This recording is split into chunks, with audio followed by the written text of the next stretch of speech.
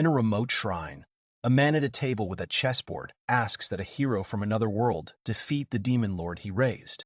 He moves his pawn, saying that it irritates him. The girl next to him says that all the summoned were endowed with special abilities, and it was easy for them to defeat the demon lord and his minions. The man says that he has wanted to defeat the hero many times already, to which the assistant replies that since the god of creation placed restrictions on the god's interference in the affairs of people, it would be risky even for him, the evil god. He desperately agrees with her, but asks if they have defeated the demon lord too quickly. The girl says that this is a record that has ever been registered. Due to how quickly the recent demon lord was defeated, there was almost no energy collected. So now the overall energy expenditure is in the negative range. She offers to the evil god to reincarnate the hero before the god of creation does. The man asks what the point is in allowing the hero to reincarnate, to which the girl says that he can cast a spell on the hero's soul and make him useless. God agrees with her idea and reincarnates some guy, deliberately cursing him. A boy appears before the god, and he addresses him as Kijo Haruto. Haruto angrily asks that he was killed by an evil god, adding that he was forcibly reborn into a world ruled by this god. The man on the throne smiles mockingly. God gives a positive answer, but Kijo asks what was the point of taking his life. The guy continues to ask if the man is a god, then can he not transfer him without killing him, to which he receives the answer that it is in order to transfer him to this world. At this time, the god's assistant is watching them. The evil god says that negative energies and despair were necessary. Haruto looks at his hands, shaking, and can't believe that he died, but later he realizes something. He asks if God allows him to be reborn, will he be able to gain some skills? Kijo thinks that it doesn't matter that a man is an evil god. He is still a god, and imagines that he can become a warrior, a knight, or a sheik. God says that there is indeed something that he wants to convey to the boy, to which he rejoices at these words. Haruto asks what ability he will get, and if it will be cheating. But either way, he will try to find a good use for it. God says that the thing he wants to give is a curse, and the guy is surprised by this.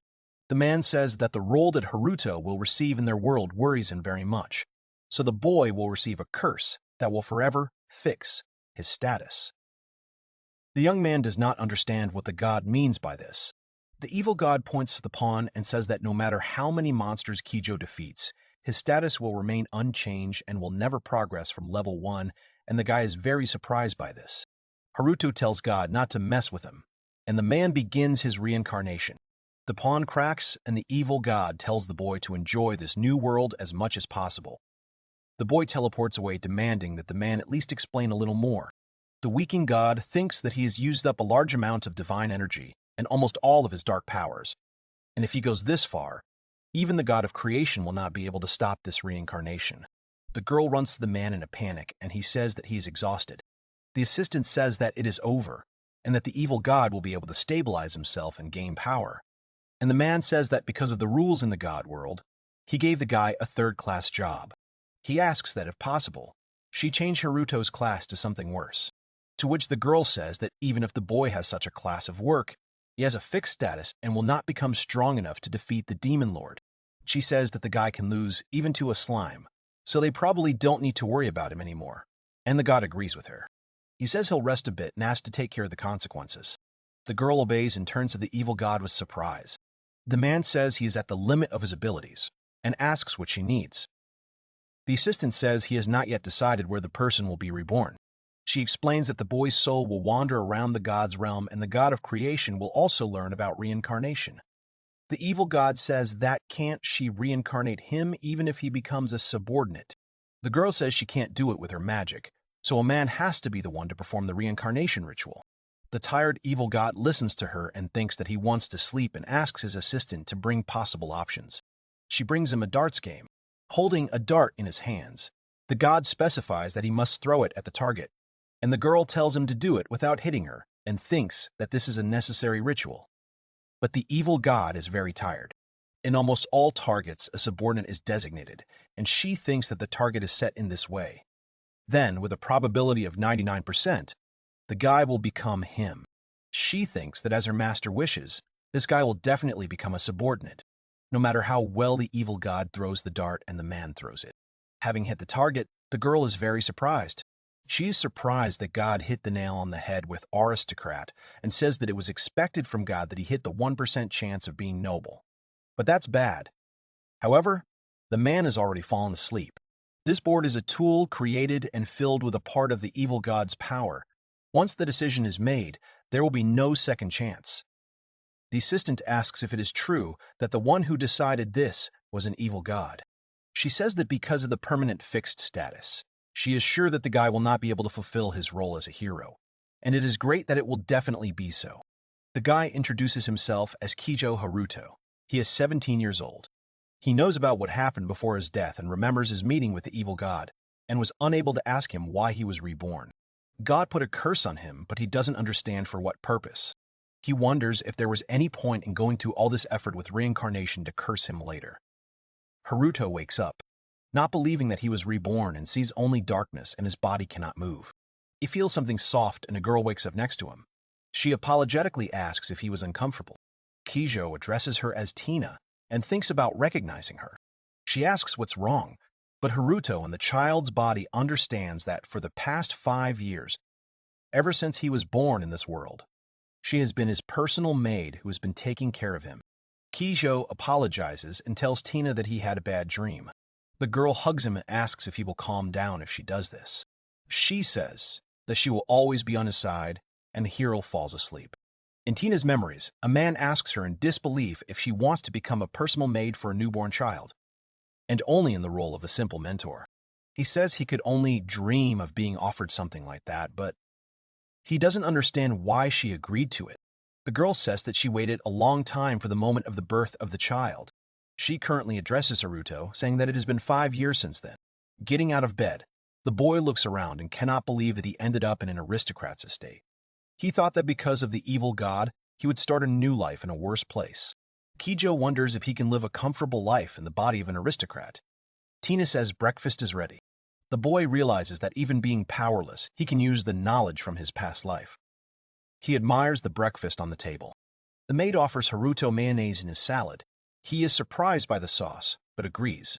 He says the food is delicious and the girl is glad he liked it because she made it especially delicious today.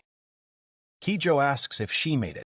She gives a positive answer and says that there are many who can cook something similar, as it is a very famous recipe. The hero does not understand what recipe. He begins to realize something, and Tina says that this recipe was given to them by a hero who was summoned to their world many years ago. The guy understands that there was someone there before him. Haruto thinks that the man shared various knowledge to make life easier in their world. And if that is the case, he will become known to many as an intellectual, without any power. Thus his plans are a failure. The guy is angry at the evil god. In despair, he says that he cannot even land the simplest blow, and moreover his level will never rise and he does not understand what he can do about it. Kijo recalls that Tina talked about training in magic the next day, but he was also told that his sister and 2 brothers were also elites, and that they might have high expectations for him. He wonders if there are other methods of development, because he doesn't want to disappoint Tina. Haruto tries to figure out how to use the status window by waving his hands. It suddenly opened up before him. The guy reads his data, that his name is Haruto V. Silverplex, human race, no skills, age 5 years old, health 30/30, mana 10/10, physical attack 10, magic attack 10, and everything is unchanged except age. In his stats, he has a curse, and it is irreversible, and the hero understands that he should not show this to Tina. At this time, the girl says that it is time to bathe. He notices that his class is a sage, with an unchanged level of 1. The maid washes Haruto and he blushes and wonders if he always took a bath with her. The girl puts the guy to bed. He sheepishly tells her that from now on he will sleep separately and it would be good if they no longer slept together. Tina doesn't understand why he made such a decision and asks if he is unhappy with something. He thinks she seems too charming and these thoughts are due to the memories of a 17-year-old boy. Under no circumstances should he tell her the truth.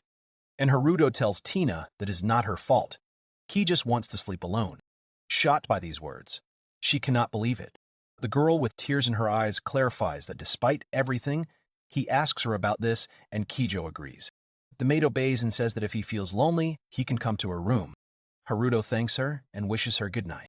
When she left, he tells himself that he seems to have been too rude.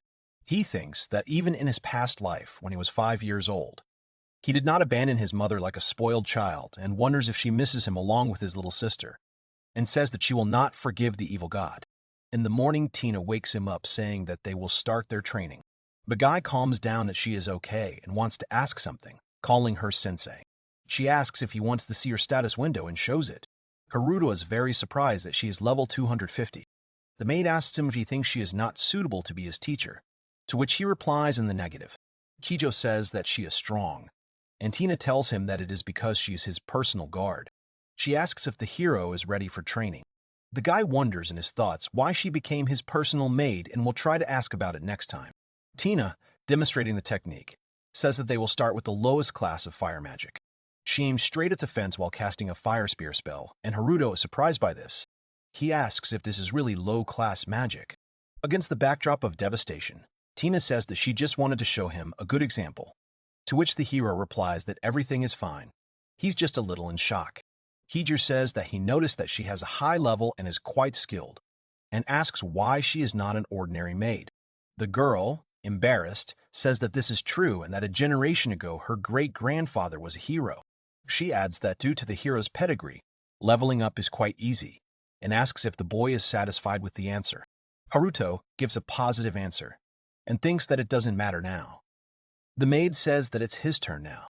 She explains to him that he should try to feel his mana and he will see what happens. The hero is surprised by the new feelings, and asks what kind of strange sensation is coming from the tips of his fingers.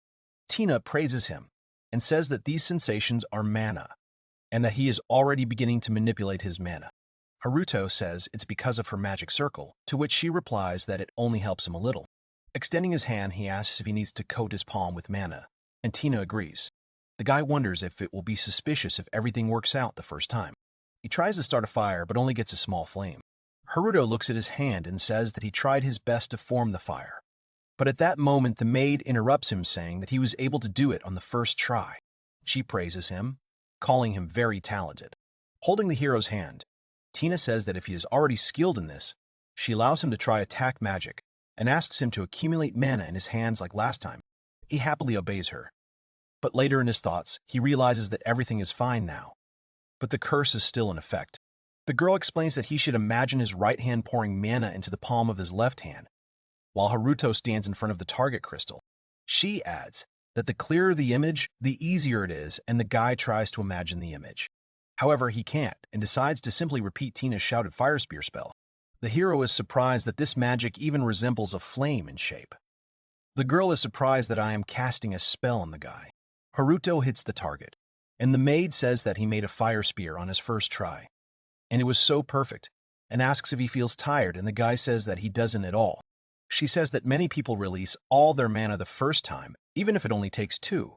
The boy replies that he can still shoot them, and will he be okay if he continues to do so. Tina agrees, but suggests only firing 3 shots, and Haruto obeys. The guy happily thinks that last night he was a little worried, but now he's happy with the result, and even with first level he got a good shot. A day later, Tina says that she's going to the city center to buy some things, and asks him to ring the bell if he suddenly feels ill. The boy asks what will happen if he calls them, to which the girl replies that she will fly to him as quickly as she can, even if she is far away, and gives him the bell. Haruto thinks that even though he shot 4 times last time, he is not tired and wants to know how many more times he can shoot. He says that he will only stop when he gets tired and starts shooting the fire spear many times. The boy fired just over 30 times. He finds it strange that he doesn't feel like he's running out of mana. The hero checks his status at the same moment. He sees that his stats haven't changed at all. Even his mana remains at 10 units.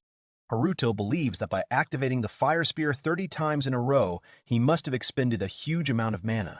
The guy notices that she hasn't shrunk at all, and wonders if he can activate the fire spear with the status window open, and realizes that he can.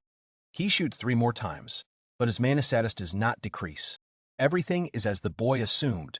The curse of the god of evil does not mean that the maximum values are unchanged. It means that the current values of his stats are absolutely unchanged.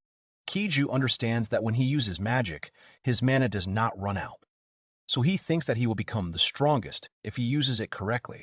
The guy ponders what he can do with this curse and says that he will be able to use several magic spells at the same time and will be able to somehow increase the power of his magic. His stomach rumbles, and he says that even if his stats don't change, it doesn't mean he won't starve and wonders if Tina is still busy. He rings the bell, asking if she will come back if he rings it. The girl immediately flies to him asking if he is safe and if he is hurt, which greatly surprises the hero. Haruto thinks that she literally flew in, and Tina asks why he rang the bell. He says he's just hungry. The maid guiltily says that it is almost noon and apologizes for being late. She adds that she will immediately start preparing dinner, and the boy, smiling at her, thinks that he should apologize. Haruto muses that although he wants to meet the god of evil once more, he also wants to make Tina proud of him, and so he must become several times stronger. A rabbit with a horn runs towards the hero, and the maid shouts Haruto's name. He wants to make the shot as thin and sharp as possible and hopes that the animal doesn't get hit too hard. Tina casts an ice wall, which stops the rabbit, and the guy thanks her. She asks Kijo to be careful. Even if the animal is weak, it is still a monster. The guy shoots a fire spear and defeats him. The girl praises Haruto for doing it all with one shot, to which he says that it was thanks to her magic that the monster had no choice but to run at him. She says that even so, the guy handled the situation calmly.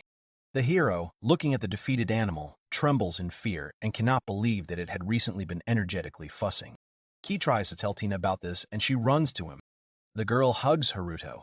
She tells him that this rabbit is weak, but its meat very often attracts many predators, because it is very tasty. Tina explains that the boy lives in such a world that frequent hunting for them helps ensure safety, and gives an example that his family of aristocrats takes over the management of this territory. She suggests cherishing this one short life. Haruto asks if they are going to split the rabbit and asks the maid to teach him how to do it properly. The girl agrees, calling the boy a man with a strong will. They made a lot of food out of the rabbit. Tina, looking at the boy, thinks that he has so many doubts and that she has been the same for a very long time. Kijo eats it and starts crying, saying that it is very tasty, and the maid thanks him for the praise.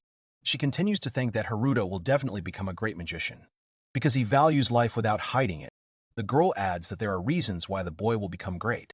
She remembers the fight with the animal, that the monster could not escape from the fire spear.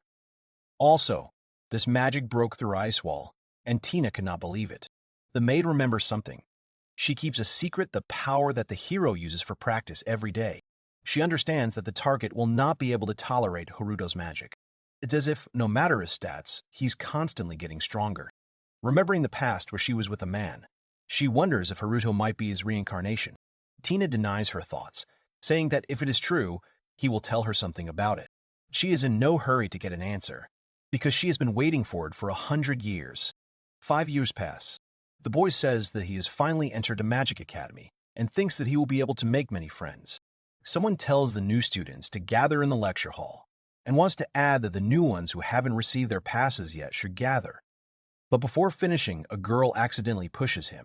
This man shouts at her to watch where she's going. The guy tells her it hurt, and the girl apologizes. He asks if she knows she pushed Baron Zordit's son, and if she noticed the 2 white stripes on his collar that show his status. She asks in desperation if there is anything she should do. The students in the crowd ask if it was the girl who hit the Baron's son, but the boy among them says that it was the boy in the middle who was walking towards her, and complains that they rule because they are aristocrats. He adds that if the chance arises, they will move on this girl. The student wants to take action, thinking that it doesn't matter even if it's an aristocrat, but he is interrupted. Someone stops him, grabs his hand, and says that they will do something with those guys. The student wants to stop the stranger, but notices his collar. On the collar are 3 white lines, meaning that the person is from a count's family. It was Haruto, and he tells the bullies to leave the girl alone because she doesn't like it. The Baron's son tries to tell him who he is, but notices 3 lines on Kijo's collar.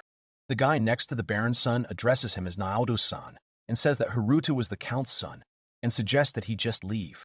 The hero angrily tells them that if they have no more questions, then they should leave, and he wants this situation to escalate even more, and the guys leave. Haruto asks the girl if she is okay and tells her not to be offended, adding that not all aristocrats are like them. She says that everything is fine and thanks for saving her. The young lady, crying a little, says that they suddenly surrounded her and this scared her very much. The guy who previously wanted to stop Haruto apologizes for his rudeness because he didn't know that he was the Count's son. Kijo jokes that if he were a noble, would the boy have treated him rudely? The guy continues to apologize. The hero says that there's no need for an apology, and he would like him to show it with actions, but the young man does not understand. Haruto invites him to become friends, which surprises the boy. Kijo continues to joke that he will tell his father about the guy's rudeness, to which his father panics and tells him not to blackmail him if he said he wanted to be friends. The hero extends his hand, saying that isn't this how you communicate with friends? And it's wonderful that they have become friends. And the guy agrees. He introduces himself as Rook. The girl shyly asks if she can also be friends with them. She introduces herself as Luna. Haruto invites his friends to come to his house, since nobles don't live in dorms. Instead, they live in houses within the school, and they agree. The three of them head towards the house according to Kijo's map. The guy thinks it's weird that he can't find his house. But at that moment, Rook turns to him and says, if this is the house he might have been talking about, and they see a large mansion. Haruto is very surprised by its size, and Luna says that there might be maids in this house. Tina meets them and asks the hero who came with him. He says that they are his friends. She is glad that he has finally made friends. The maid congratulates him on this, and Haruto thanks her and says that he would like to eat with his friends. Tina asks the guys to wait in the living room while she prepares everything. Luna tells her friends that class lists will be announced tomorrow and hopes that they will be in the same class. Rook agrees with her, saying that there will be many classes and it would be good if they were together. Tina quietly eavesdrops on their conversation. The next day, Luna is happy that they are in the same class, and Rook asks Haruto if he used his father's connections, and the hero denies his words. They enter the academy building and find their classroom. Jiju asks his friends if everyone is assigned the same class, and Rook says that the freshmen's rooms look really amazing. The hero invites them to enter there. The girl in the class says that all 10 of their class have gathered. This elf girl introduces herself as Lifa, and the beast man next to her introduces herself as Melody.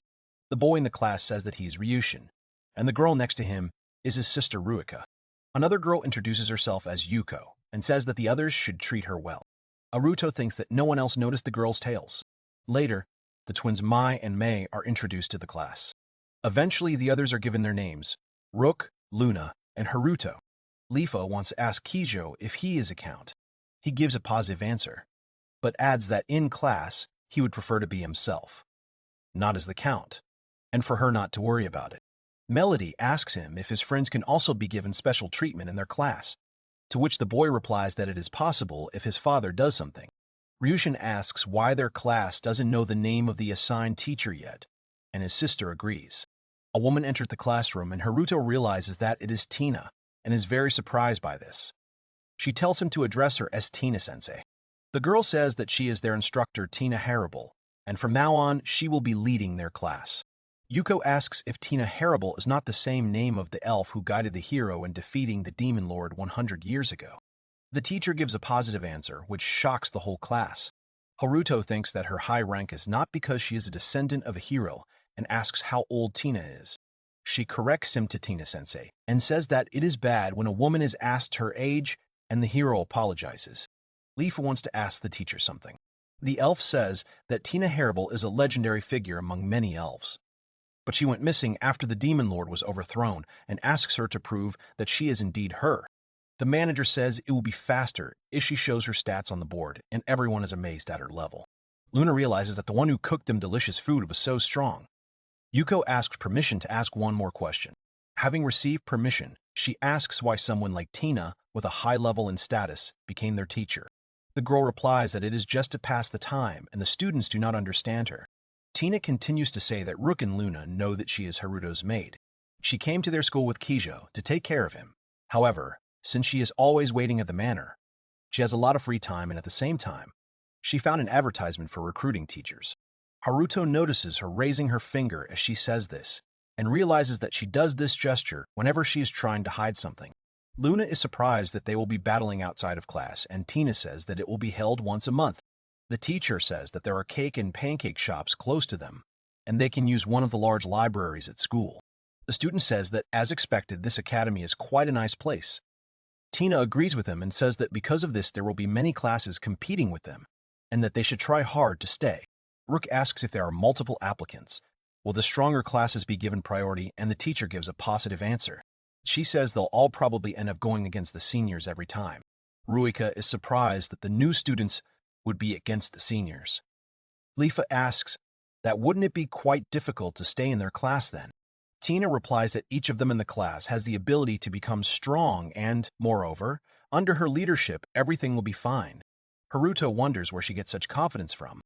The teacher suggests to learn each other's magic and has already prepared a target and asks to show the full power of their magic. The hero realizes that this is exactly the same target as in his childhood. Ryushin asks if it's okay if he uses his full strength and Tina agrees. She says they will compete in strength and knowing each other's limits is the first step to becoming more understanding comrades. Lifa first proposes her candidacy. Tina asks her to show her best move. The elf casts a bow and arrow and concentrates. She fires an arrow with the wind arrow spell and pierces the target. Haruto is surprised that she did it was only wind magic, since it is difficult to break even one piece off Tina's target. The teacher praises Lifa. The twins come out next. The students see that they are casting a spell together and that their magic is unique. Mei and Mei release a harmonious beam. Tina says that the fusion of magic from opposite attributes is so amazing, and Rook understands why the sisters are in sync. Next to be called is Ryushin. He invokes dragon transformation magic and his hand becomes large, covered in scales and claws. The boys are surprised by this, and the teacher says that he is able to change part of his body for use in battle. He casts the spell Dragon Slash and destroys the target. Tina says that Ryushin is a warrior mage from the dragon race. Leaf says that she also wanted to break the target like that, and Rook tells her that this is because all the damage accumulated after the destruction. Ruika shows Tina that there is no target, to which she suggests using her imagination. The girl listens to her and casts a spell of dragon transformation. She uses resurrection magic on the target. Luna is surprised that Ruika can restore the target using resurrection magic. Tina asks if it was Miko's dragon restoration magic, and a student realizes that the teacher knew about it. The leader says that the girl's resurrection magic is capable of returning the item to its original state as long as it has magical power. Haruto thinks that humans and magical creatures retain life force in their bodies for about a day after death, and resurrection magic only works for an hour, but only if death occurred no more than a day ago. He understands why Tina is so sure that everyone is very strong, and he is sure that the other four are too. The hero realizes that he is one of these people, and does not understand that he is still not level 1 because of the curse of the evil god. He realizes with annoyance that he hasn't yet told Tina that he is still level 1 due to the curse of the evil god.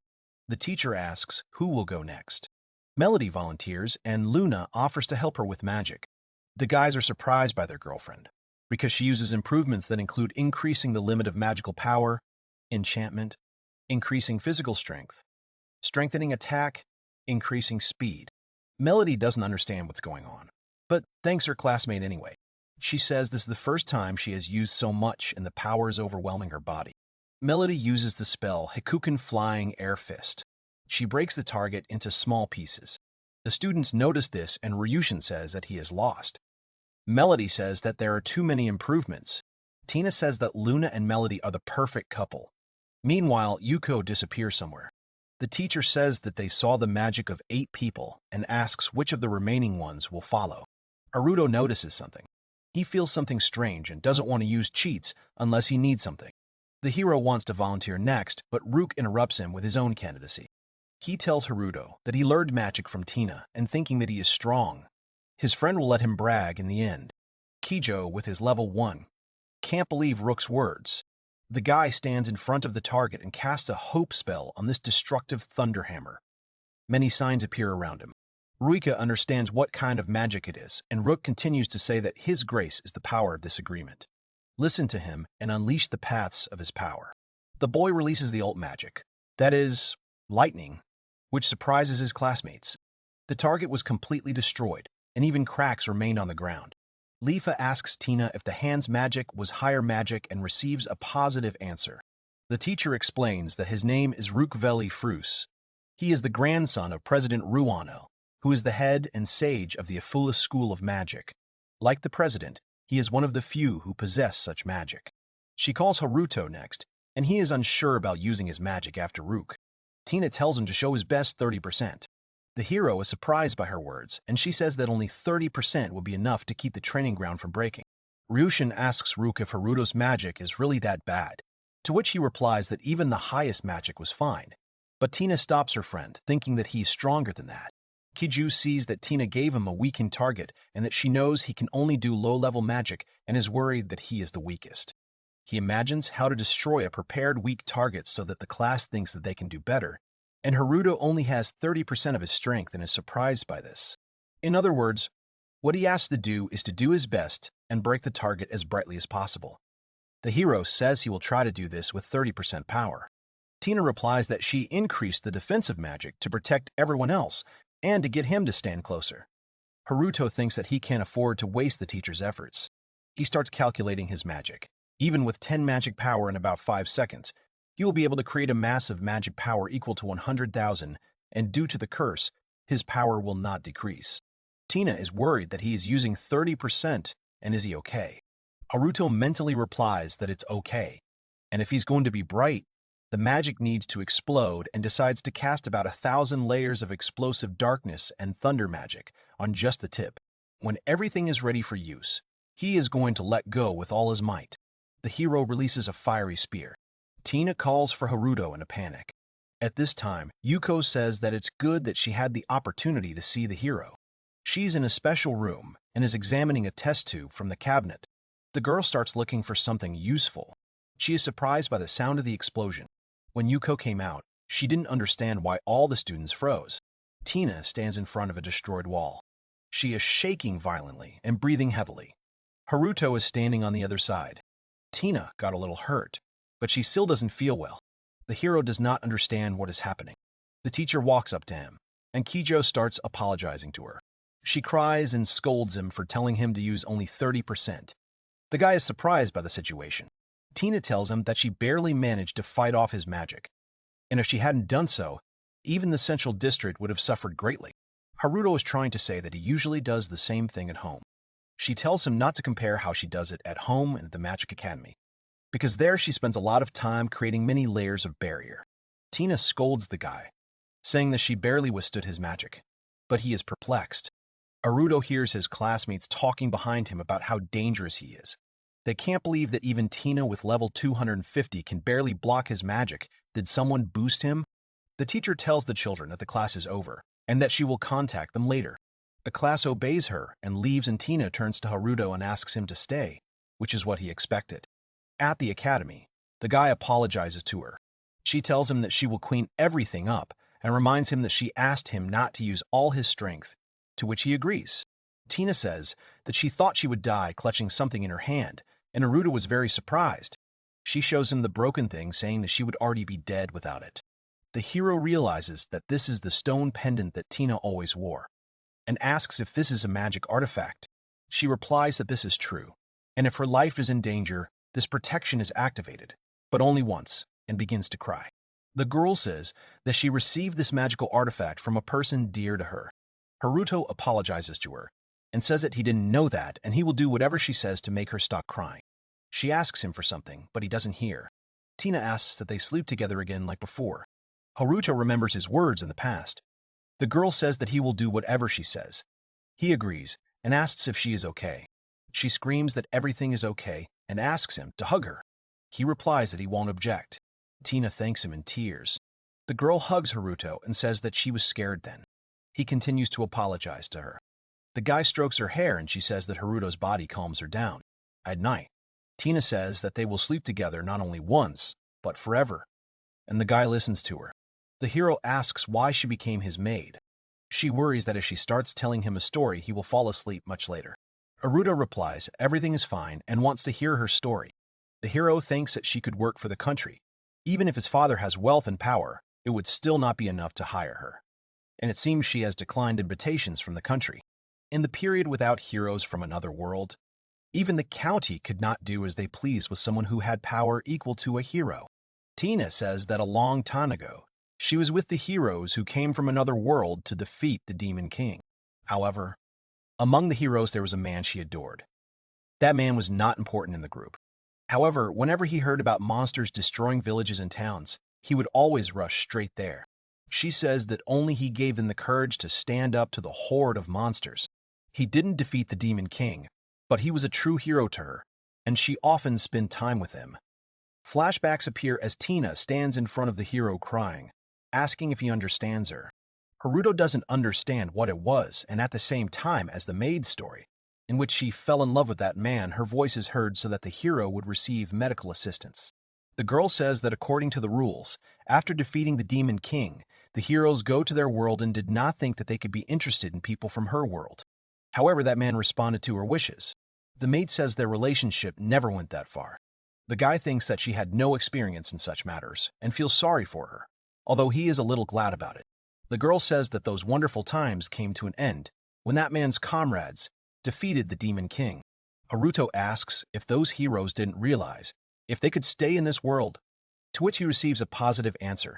Tina says that the man tried his best to stay with her, but he couldn't do anything.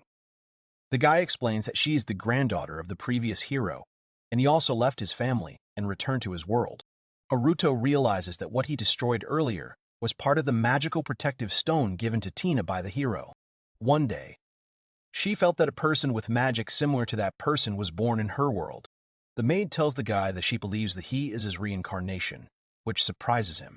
She adds that she wouldn't be wrong about his magical power, or that's what she thought. Haruto tries to say that it's not him. However, the girl says that he is a reincarnated person, but this hero and the guy understands that she knew everything. Tina says that sometimes she wonders if it is him. However, she watches him train every day, and traces of the hero showing himself began to intersect with him and always watched Haruto. The girl hoped that he was the reincarnation of that man. Tina hugs Kijo and says that, however, the current her misses him. Haruto asks if she is okay with him and gets a positive response from her. The hero says that he will become even stronger than that man to protect her and this world, and asks if she will be with him from now on. Tina, crying a little, says that of course she will always be with him. Haruto reflects that he has decided on his goal, and that is to become stronger, even more powerful than the hero who defeated the Demon King, and as the one Tina loved, strong enough to protect her and the entire world. In the morning, the maid wakes the hero up and calls him to breakfast. The girl asks if she can do something and touches the hero's face. She kisses the guy, to which he responds in kind. He thinks he can't level up because of the curse, but there are many things he can do. Tina says she is inexperienced but wants him to take care of her from now on, calling Haruto her hero. The boy thinks that he will gain power and be recognized by the world as a sage. He will strive to become the strongest level 1 sage and become a hero. In the morning, they are met at the academy, and Haruto remembers the destruction and thinks that he felt a little uneasy in the morning, which is why he came there first. He asks if the training ground he destroyed is still under repair, to which he is told that the repairs were completed last night by workers. The guy is surprised that it happened so quickly, and Tina says that several very skilled gnomes were prepared for them. The girl says she has a staff meeting and leaves, and the hero tells her to take care of herself. Walking down the hallway, Haruto notices that the place is well renovated. He thinks that there were a lot of events at the beginning. However, he is grateful to Tina for the knowledge he received, and he can use magic from each attribute. As he enters a classroom, he thinks that if the influence of the nobility goes so far that even if they find out that he is at level 1, he will be able to somehow cope with it.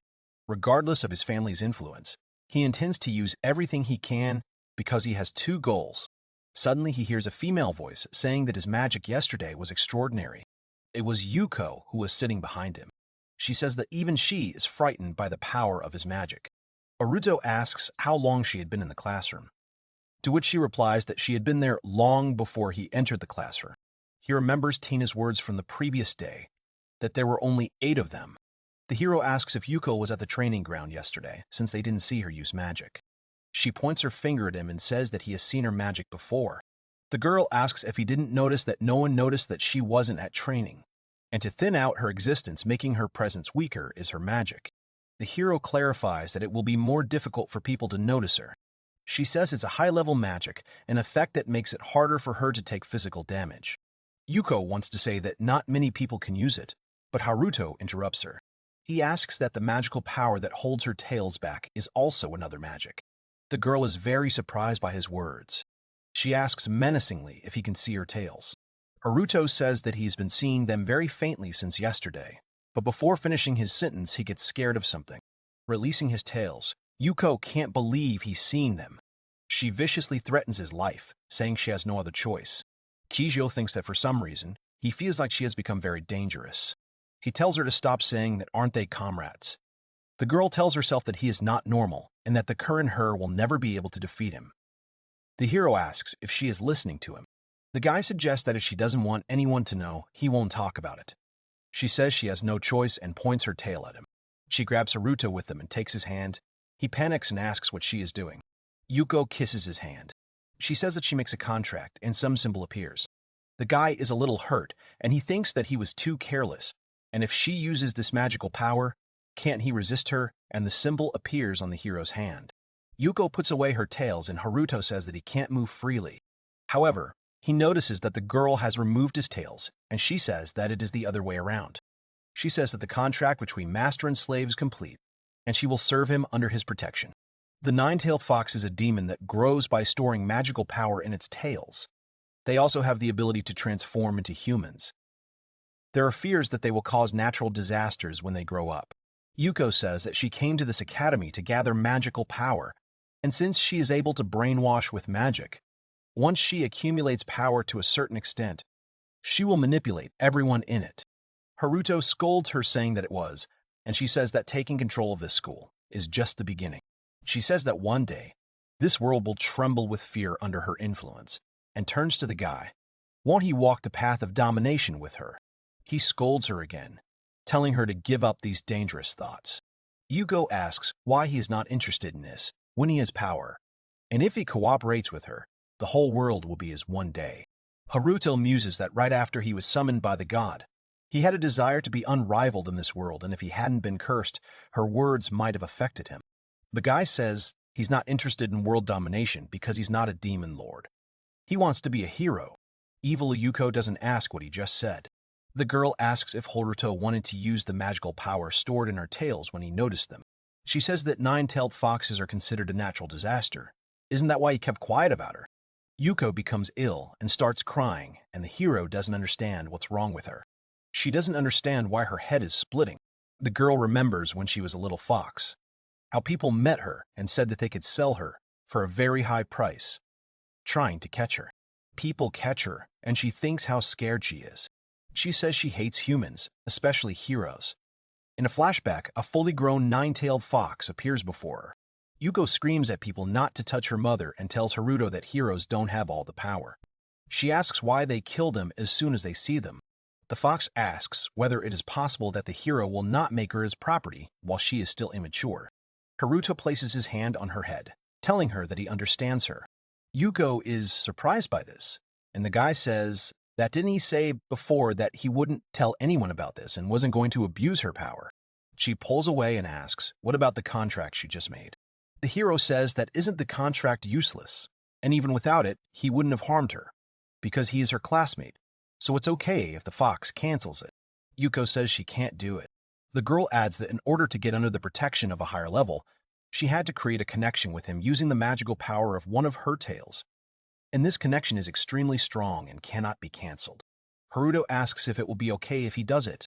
Lisa says that breaking the contract will hurt her in the process, and it will be a huge problem for her.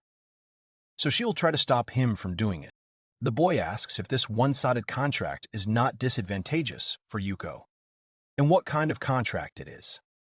Suddenly, the details of the contract flash through his mind. The girl will obey his orders as long as her life is not in danger. She asks if he understands now. Lisa says that she will give him everything except her life. And the same symbol as Haruto is seen on her hand. The hero places his hand on her head again, saying that for some reason he wants to pet her, to which Yuko reacts violently.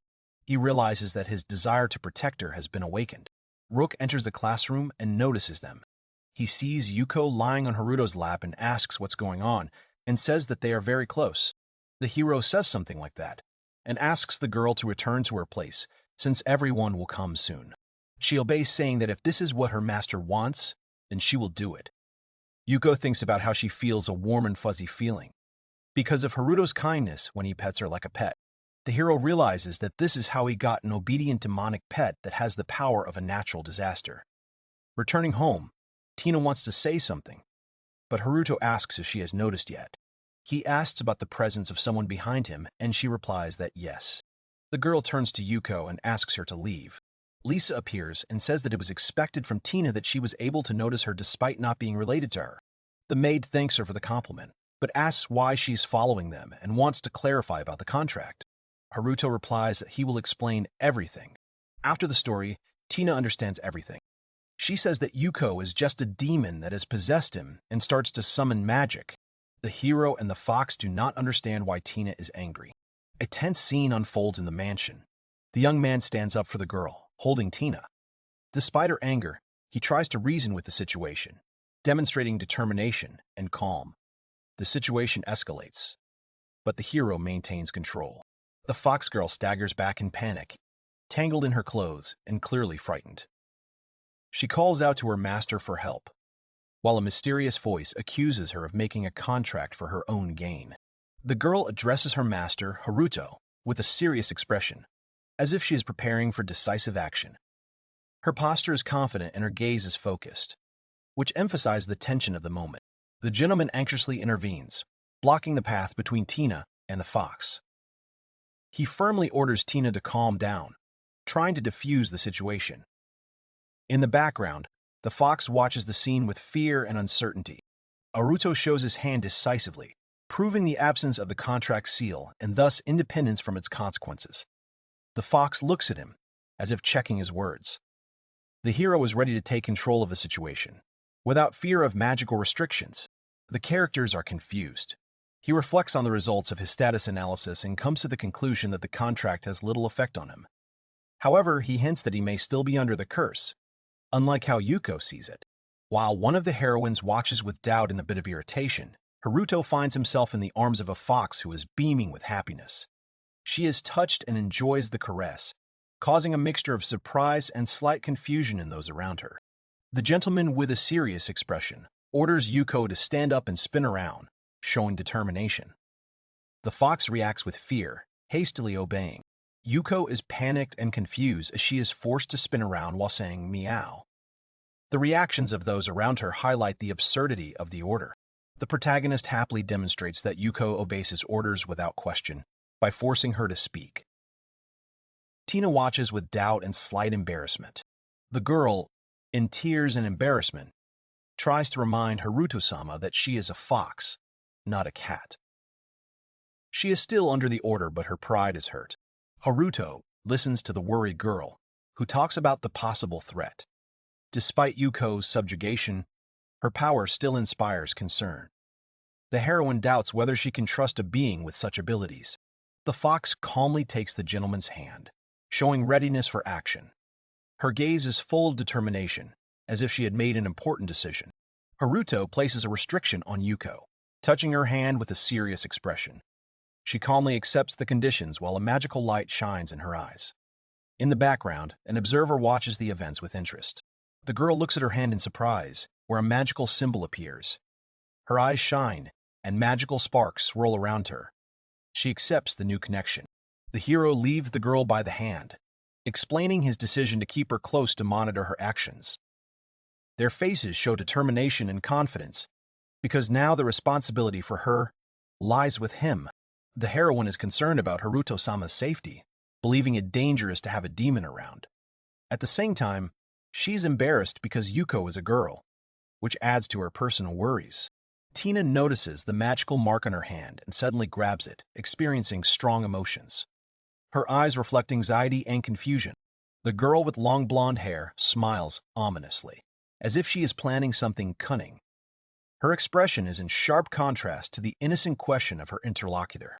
The guy turns to the girl in surprise, grabbing her shoulder, trying to clarify the situation. Tina looks confused and a little annoyed, trying to stay calm. Yuko watches this with a slight smirk, her expression betraying confidence and anticipation. It's as if she knew where this would lead, and now she's only confirming her expectations. The girl confidently walks into the spacious hall of the mansion, heading towards Haruto. She clearly has something important in mind, discussing her situation and the possibility of using the situation to her advantage. Yuko indulges in daydreams, imagining herself in a romantic scene with a master. With a satisfied smile, she makes a daring plan in her head, confident in her charm and intentions for the coming night.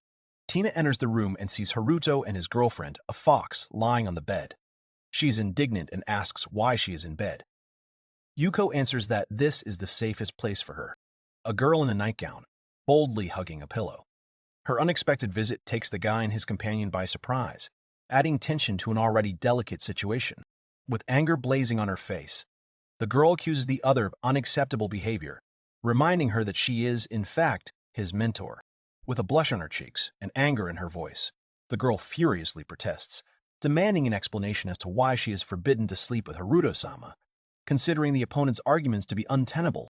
The guy, confused but pleased, invites Tina to join the other girls in bed. The atmosphere shifts from conflict to comical confusion in the spirit of a romantic harem comedy. Everyone gets ready for bed together, despite the awkwardness. Haruto finds himself between two girls, both of whom are clinging to him from different sides. He looks stunned and confused. The gentleman happily invites Yuko to join them, surrounded by hearts and glow, creating a romantic atmosphere. Meanwhile, the other girl, watching this, reflects thoughtfully and slightly offendedly on her charm. The girl looks sad and a little depressed. She lowers her head and wipes her eye, saying that she will go and make breakfast. Her mood is clearly spoiled. The guy is sleeping peacefully in bed, and next to him, cuddled up, is a fluffy fox with several tails, sweetly dozing. The scene looks cozy and touching. Tina looks at the sleeping Haruto and Yuko with a soft smile while standing by the bed and says that she can't be angry about this. One of the girls smells a pleasant aroma and asks what's going on. The other, standing at the stove, calmly replies that she's making breakfast. On the table is an appetizing dish. Thick slices of toast, neatly laid out on the tray. One of the characters, looking at the food, says with admiration, "It looks delicious." Yuko tastes the food and enjoys the taste, expressing pleasure. She asks if she can try it too. The scene conveys the cozy and warm atmosphere of a shared breakfast. A fox with full cheeks enjoys a delicious meal, beaming with happiness and delight. Her facial expression conveys a storm of emotions. The food turned out to be simply divine. The girl stares at the plate of food with a serious, focused look. The maid smiles and says that she has prepared Haruto-sama's favorite dish. She looks confident and proud of her work. Yuko says with delight and sparkling eyes that it was the first time in her life that she had eaten something so delicious. Her face expresses complete enjoyment. Tina looks thoughtfully at first, and then with a slight smile and calmness says that it is quite easy to prepare. The fox girl excitedly asks if she can cook it too, and enthusiastically asks to be taught. The heroine asks with a kind smile if she can ask for help around the house, since now the interlocutor will be under the care of Haruto-sama. Tina, a top-level maid, teaches Yuko the basics of housekeeping. Yuko is scared of her mistakes, like leaving an eggshell in a bowl. Despite this, the training continues in a warm and cheerful atmosphere. The girl is trying her best to make an omelet, but at the same time she is forced to listen to a lecture from her mentor. She is overwhelmed by the flow of information, from dividing an egg mixture to the properties of copper. She exclaims in a panic that she does not have time for all this. The fox finishes making the omelet and exclaims with pride. The dish is so juicy that the juices flow out when you bite into it. Her culinary success has clearly made an impression. Yuko enjoys the results of her efforts, amazed at how a little amber liquid can change the taste of an egg so much. She serves the dish with a gentle smile, imagining Haruto happily lifting her up in his arms in gratitude. In her mind, there is a happy scene of recognition and praise for her efforts. Tina enjoys her cooking with a smug smile, proud that she can now eat tamagoyaki whenever she wants. Behind her, Yuko worries about her dwindling supply of eggs. During the morning chores, the fox girl asked if the main character had woken up, but Tina, busy with her thoughts, hesitated a little with her answer. The house was gradually coming to life after a quiet night. The protagonist, having finished his morning jog, is focused on practicing magic tricks in the garden. A maid watches him from the side, sharing her observations with others. Haruto approaches Tina to teach him firebending. He is determined and looks at her with a serious expression, waiting for her answer. The girls discuss the main character's daily training, marveling at his discipline. It turns out that he began training hard from his earliest childhood, when he was 5 years old. The young hero, inspired by the power of the mansion's protective barrier, is excited about the possibility of combining different types of magic. His burning desire to learn shows his determination to master more complex techniques.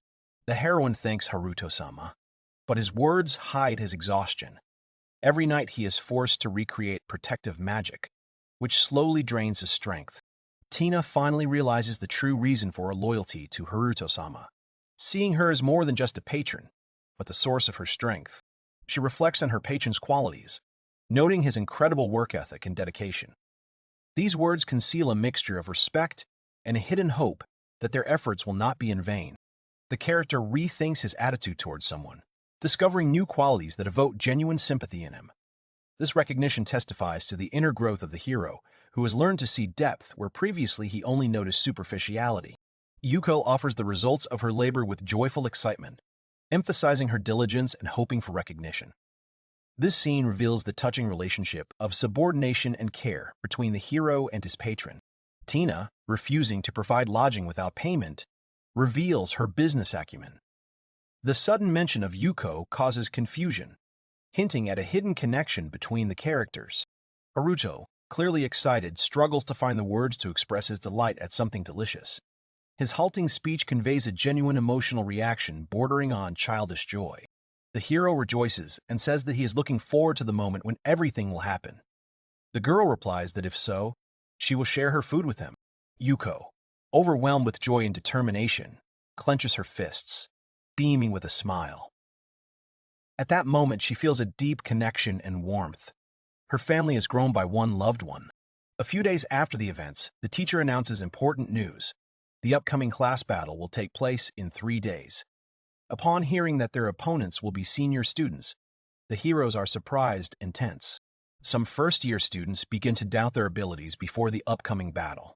Despite their nervousness, one of them confidently declares that everything will be fine. During class, the teacher announces the details of the upcoming tournament between the courses. Despite the difference in experience, she encourages the students, assuring them that their strength is sufficient for individual duels with their elders.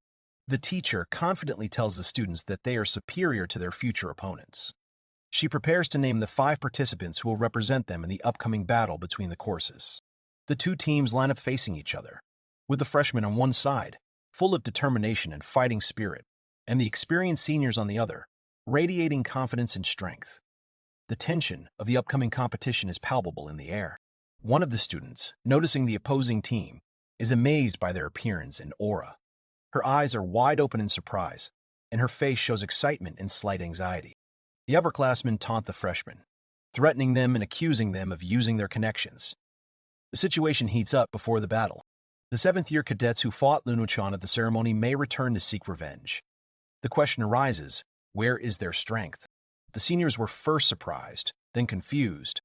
They clearly did not expect such a turn of events. The character is stunned. He suddenly realized that the strength of his opponents is limitless. The 2 boys are surprised and outraged by the behavior of the senior students, not believing that they are actually higher-year students. The hero tries to confirm that magical power can only be noticed under special conditions, when it is used by another party or if the observer is a sage himself. The heroine, Luna, found out that their opponents are the same guys they had problems with before. She is shocked, and her friends notice her paleness and anxiety. One of the girls asks Luna worriedly if she is okay. Luna looks tense. The girl explains that Haruto and Ryuk saved her during the ceremony. Despite feeling unwell, she refuses to go to the infirmary and decides to stay. She smiles and says she's staying because she wants to thank everyone. The boys are making fun of the elf girl, clearly planning something bad. The ladies realized who their offenders were and are clearly ready to take retaliatory action. Luna is called up on stage with the other performers, but her attention is distracted. She is thinking about a restaurant she recently visited, clearly lost in her thoughts. The elf enters the arena full of determination and begins the fight by calling upon her magical power. She is ready to demonstrate her skills to defend the honor of her class. In the stands, students discuss the upcoming match, anticipating an exciting spectacle. One of them notices the appearance of a girl named Melody, and below, a clash between the senior and junior classes is preparing. A cat girl from a junior class expresses concern about the upcoming match after learning that their opponents will be seniors. Despite her concern, there is determination in her eyes. Nico, standing relaxed with her arms raised, addresses her comrades, doubting the strength of her opponents. In the background, Ryuoshin and another character are seen listening attentively to her words. The students are exhausted after training with the gargoyle Tiny Sensei as their sparring partner. The creature watches from above, perched on a pedestal, while the upperclassmen assess the situation from below. The self-confident heroine calmly expresses her faith in victory, demonstrating her fortitude in the face of the coming challenge. Her confidence is reflected in her determined gaze and relaxed posture. Two students stand opposite each other, preparing to begin a duel. The elf says that, as Rook advises, it is worth proceeding with caution. First, she plans to defeat one of the opponents. He encourages Lifa, showing confidence in her abilities before an important event. The opponent mocks and confidently provokes. In the arena, the elf challenges her opponent with a determined look. Despite the pressure and provocation, she remains cool and confident, preparing for the fight. She concentrates her magical energy, and powerful currents of wind begin to swirl around her. The air becomes saturated with mana, heralding the beginning of a powerful attack. During the fight, one of the spectators notices that someone from their group is missing. He is talking to others in the spectator area and suddenly notices something strange. A group of observers discuss the situation in the arena.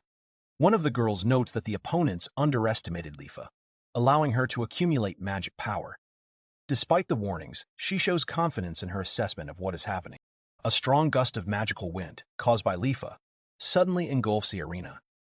One of the girls loses her balance and falls, but the boy manages to catch her in his arms, preventing injury. The hero and the girl find themselves face to face after the fall, their eyes meeting. An awkward but touching pause hangs in the air. Both are noticeably embarrassed. Their hearts beat faster, giving birth to a moment of slight romantic tension. After being saved, the girl, visibly embarrassed, looks up at the hero. He also looks at her with a slight smile. The heroine is stunned by the appearance of her sister.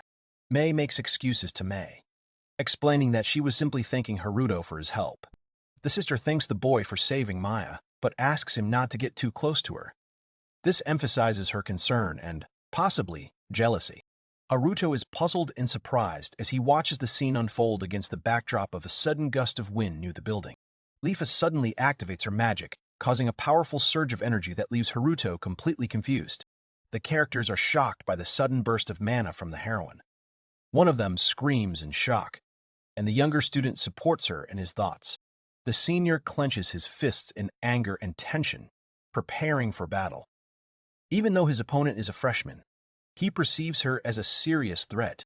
In this shot, the characters are amazed by what is happening.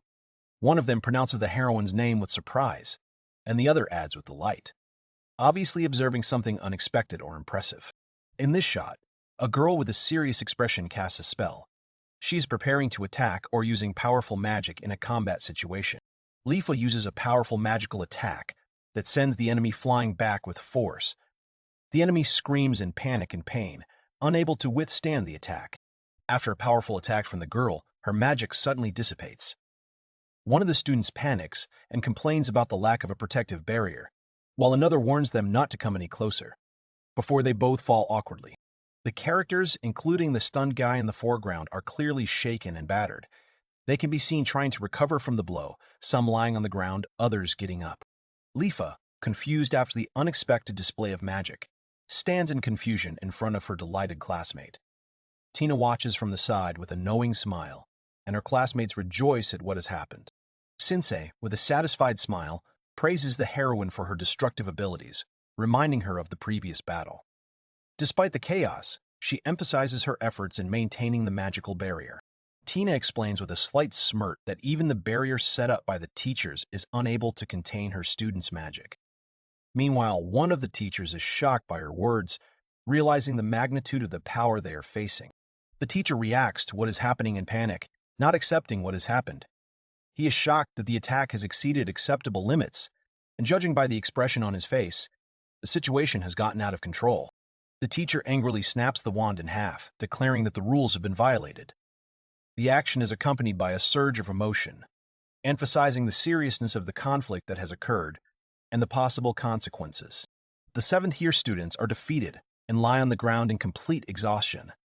The observers discuss with surprise the unexpected destruction of the teacher's protective barrier by the magic of a first-year student, acknowledging his victory. The teacher, overcome with anger and tension, grits his teeth and holds back his irritation as he watches the smug Tina.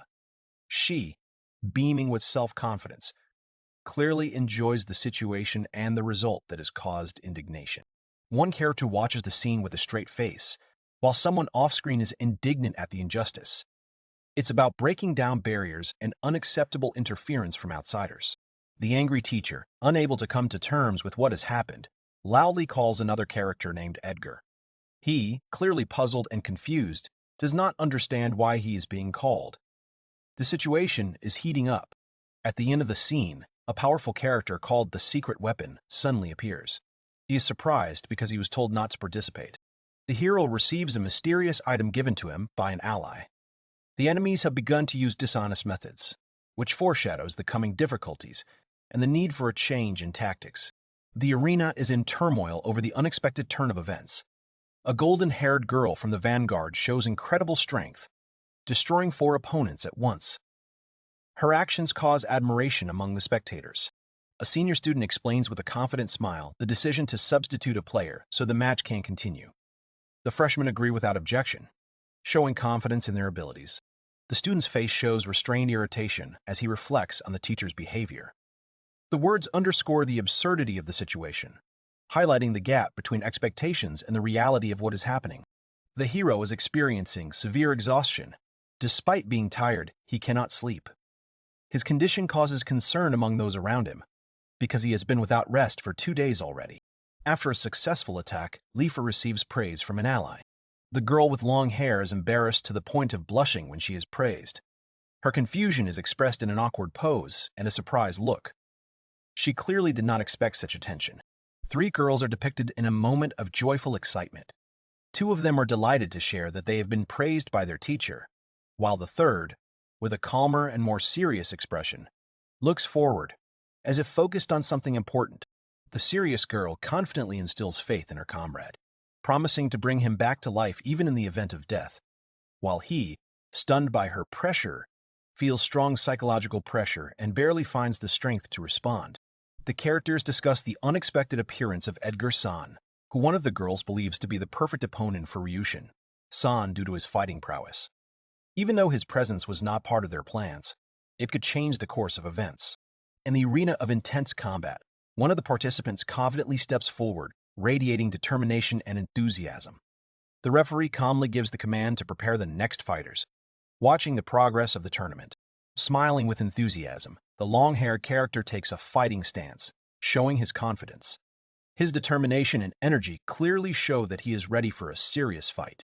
The enemy looks away with a tired expression and scratches the back of his head, clearly not excited about the upcoming fight.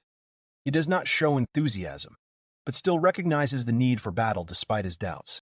A stern girl appears in the library, causing excitement and anxiety among those around her. One of the students, clutching books to his chest, hurries to remind about the deadline and unsolved problems, while another student remains calm and focused. An elf with a noble appearance and a confident smile appears as the chairman of the student council. Taking responsibility with ease, he inspires confidence in those around him that everything is under control. The character with a serious look acknowledges the strength of his only rival, whom he considers unrivaled. Meanwhile, the one he mentions reacts with surprise to such an admission. In the arena, one of the participants begins the fight by activating his dragon transformation. His body becomes covered in scales, and he enthusiastically displays his strength, eager to impress the entire class. In this shot, the fight continues as the dragon-powered character delivers a devastating blow with a shout, demonstrating his power. He leaps forward, breaking through the arena as his opponent prepares to attack. During a tense duel, one of the fighters is impressed by the enemy's power and speed. However, at a critical moment, he realizes that his attack was cleverly used as bait and is trapped by what appears to be a magical barrier. An enemy with mysterious magic finds a vulnerability after the hero's dragon power is activated. Taking advantage of the moment, he attacks from an unexpected direction. At the decisive moment of the battle, the enemy strikes with a swift blow, hitting the hero in the back. The force of the attack was so sudden that he does not even have time to understand what happened, and loses control of the situation. After a crushing blow, Ryushin falls to the ground, unconscious. His opponent, not hiding his superiority, stands before him, confident of his victory. The judge declares the winner, and his comrades rush anxiously to the fallen hero. After the battle is over, one of the participants decisively takes the initiative, indicating the need for immediate assistance. The girl anxiously demands to be escorted to the medical room to use recovery magic. The girl looks forward with sadness and confidence, correcting what she said earlier. Her gaze shows determination and defense of her comrade's honor. She denies the accusations, claiming that Ryoshin was not negligent. With a gentle smile, she expresses respect for the opponent her comrade fought against. Next to her stands a tired guy, not hiding his sleepiness, but at the same time recognizing the strength of his opponent. The characters discuss Edgar Kuhn, noting his outstanding abilities. One character says that he is an outstanding student, even by this school's standards, and also holds a position as an officer on the student council. Another character agrees, confirming Haruto Kuhn's words. Melody, her fist clenched in concentration near her face, analyzes the potential enemy's abilities. She is alarmed by the decoy magic used, despite the fact that she only caught a fleeting flash of his speed. The girls are surprised by Melody's words. One of them is amazed that she was able to notice the enemy's movements. Luna and the other student begin to discuss the possible consequences of this discovery. Tina announces the next participant with a smile, her gaze fixed on Luna. The girl, taken aback, asks in surprise if it is really her. Melody, determined, steps into the arena, preparing for the fight. Her focused gaze and tense stance indicate full combat readiness, while in her mind, she is assessing the possible speed advantage over her opponent. The students discuss the possibility of using support magic during battle, asking questions about the rules. Luna, concentrating on activating the spell, muses on how dangerous her power could be if she interfered with every fight. The girl watches with a serious expression, internally acknowledging Edgar's strength. Her gaze is full of determination and respect, emphasizing how impressed she is with his abilities. During a tense battle, one of the girls activates support magic, enhancing her ally's fighting abilities. The increased energy suddenly engulfs her friend, causing her to suddenly burst out in power and react violently. A young man in a school uniform who seems tired of the situation. He reluctantly gets involved in the situation, complaining about his tiredness and expressing a desire to just sleep. At the same time, other characters discuss him as a rare user of talisman magic. In the second battle of the students' tournament, new tensions flare up. One of the girls, determined, prepares to use magic, while her ally, excited, vows to avenge her fallen comrade. In the midst of the battle, one of the participants is surprised to notice the use of support magic, which causes a reaction not only from the opponents, but also from the spectators. The judges watch the situation with distrust, realizing that the battle goes beyond the scope of a regular duel. A girl with glasses watches from the stands, commenting on the situation with a slight grin. She points out the unfair technique, hoping that her interlocutor also noticed the deception during the fight. The students in the stands discuss the outcome of the match, suspecting that the teacher interfered with support magic. The girl with black hair confirms the violation of the rules, as teachers are not allowed to participate in the competition. The cat ear character, after receiving support magic from an ally, returns to battle with renewed determination. The boost provided by Luna proves to be extremely effective, highlighting her talent in support magic. The heroine concentrates on activating support magic, emitting powerful energy. Glowing symbols appear before her as her body fills with power, increasing her speed and readiness for battle. A girl with a determined look prepares to attack, her face expressing complete confidence. She is about to cast a powerful spell, charging herself with energy before the decisive action. During the fight, the girl with the animal ears rushes forward, striking with a powerful technique. Her opponent remains calm, preparing to repel the attack, demonstrating confidence and strength. She furiously unleashes a series of punches from a distance, attacking her opponent from a distance.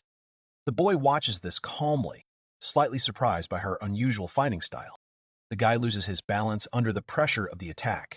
His defensive stance is broken, and he can barely stay on his feet trying to block the opponent's quick blows. A powerful blow throws the enemy across the entire arena.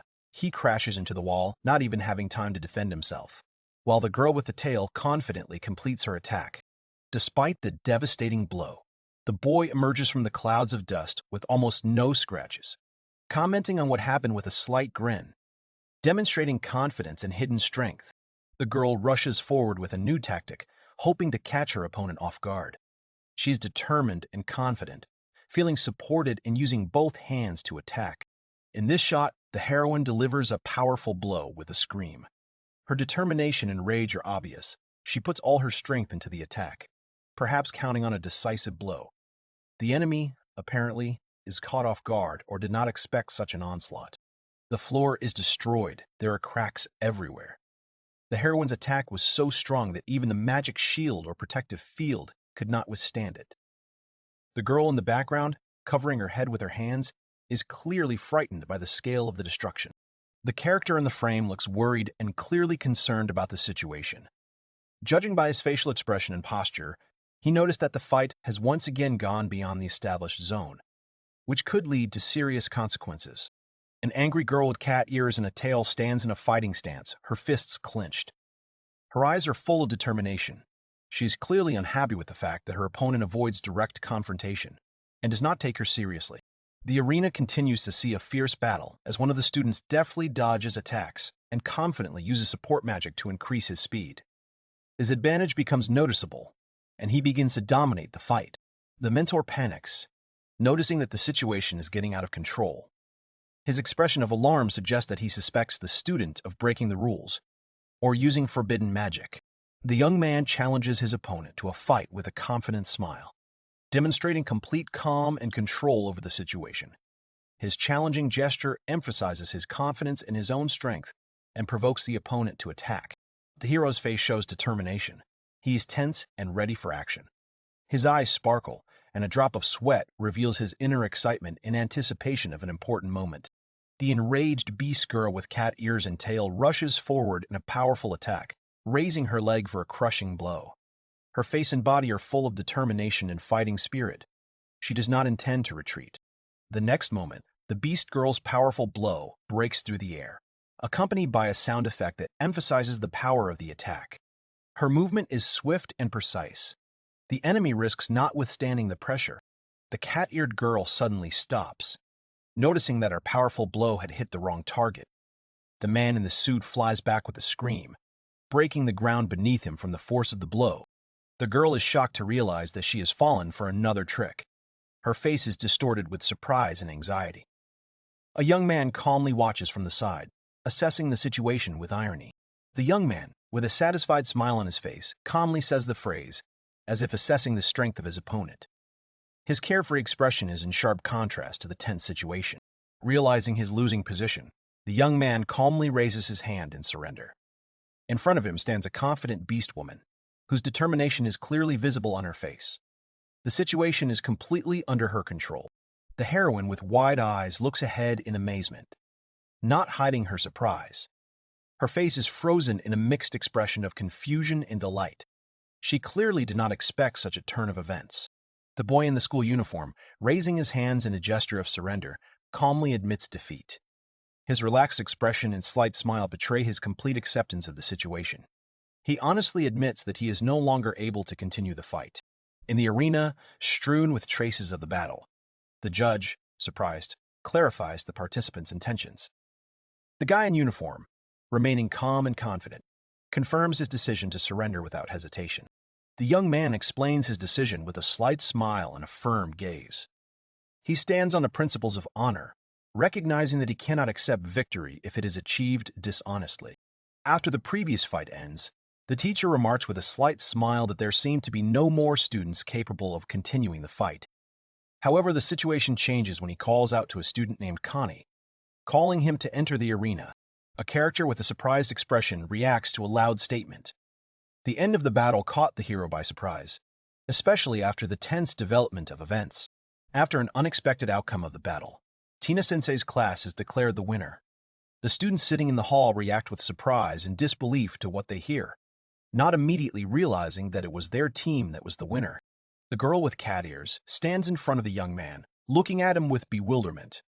He, looking down, calmly answers her question, while traces of the past battle are visible on the floor. The young man apologizes with a slight smile, looking towards his interlocutor. His expression is calm and sincere, as if he is pleased with what happened. Despite the outcome of the fight, the heroes discuss the match that just ended. A girl with a drop of sweat on her face expresses regret that someone couldn't prove themselves, while the others support her, emphasizing that the class's victory is more important. One of the participants looks irritated. One of the students, with a serious expression on his face, admits that he doubts his own strength, believing that he could not defeat a strong opponent, even if he had the chance. He turns to his comrade, waiting for confirmation of his words. Haruto, with a slight smile on his face, thinks out loud, imagining how things might have turned out if it was his turn to fight. His calmness contrasts with the tense atmosphere after the battle. The boy looks forward thoughtfully, remembering the magic spells he would like to try. Meanwhile, Edgar walks away from the arena, and someone calls out to him with surprise and alarm in their voice. An enraged teacher with a disheveled appearance and cracks on his head bursts into the frame, loudly complaining about what is happening. His face and posture express the extreme degree of anger and bewilderment.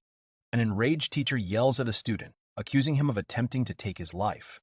In the background, another character is wet and exhausted, and the culprit of the situation remains calm and indifferent, throwing out a mocking remark. The situation escalates as the teacher angrily demands punishment for the incident, while a tall woman with long hair intervenes, inquiring about the fate of their accountant.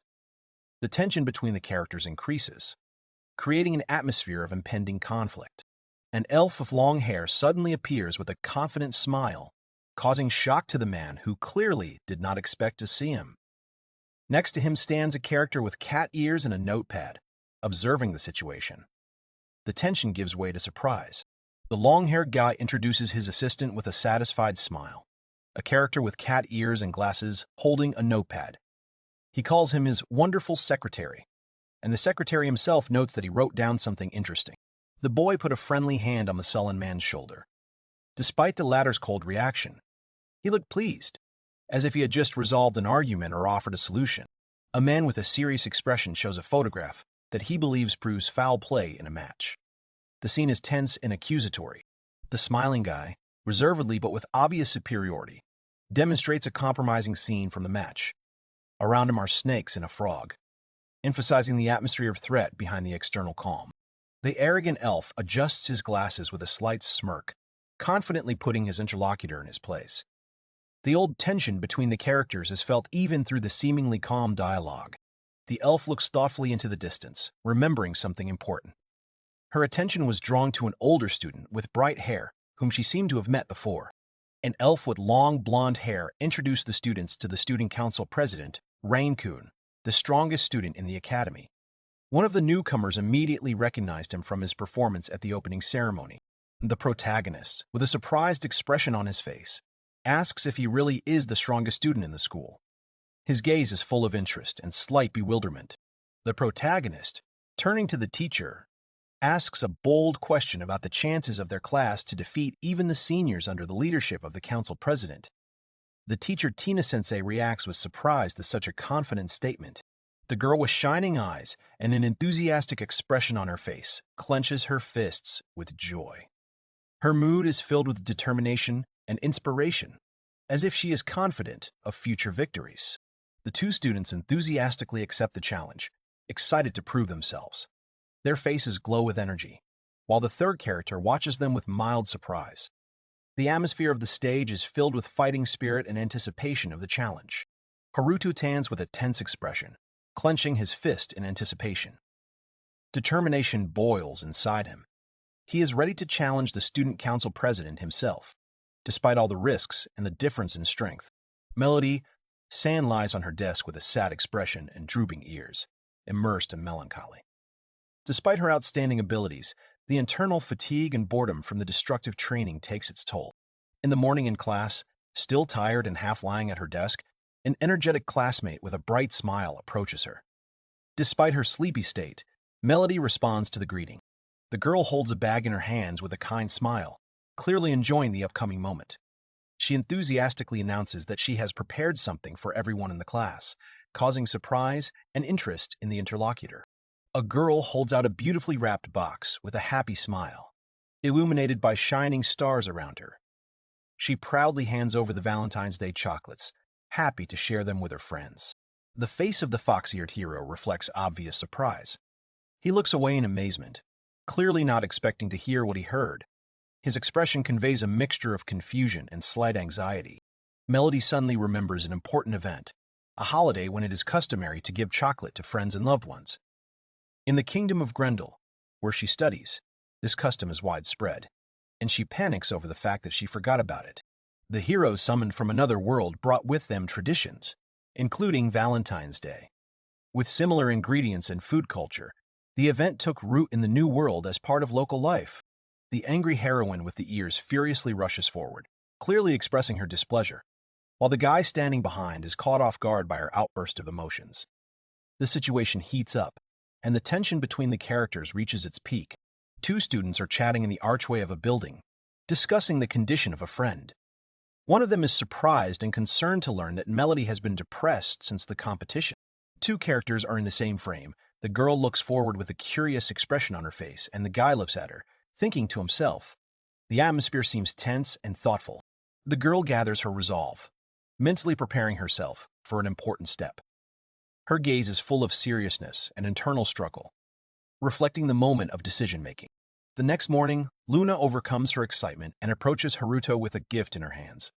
She holds out the treat to him in a reserved and shy manner, and the hero greets her with a smile, creating a warm and kind atmosphere. Haruto, with a curious smile, notices the gift brought and makes a guess about its meaning. His calm reaction only increases Luna's excitement, as he guesses that this could be a confession on a special day. Luna, embarrassed and happy, admits that she puts special meaning into the gift, more than just a gesture of gratitude. She asks Haruto to keep it a secret, giving the moment a personal and tender significance. Luna happily accepts the thanks, but suddenly remembers that she still hasn't received the chocolate from Tina, which makes her feel embarrassed and a little awkward. Tina panics and nervously offers chocolate to Mai-san and Mei-san in response to their greeting. She looks tense, perhaps because she remembers that she hasn't given them a Valentine's Day gift yet. The dark-haired girl froze with a box of chocolates in her hands, her eyes full of surprise and slight confusion.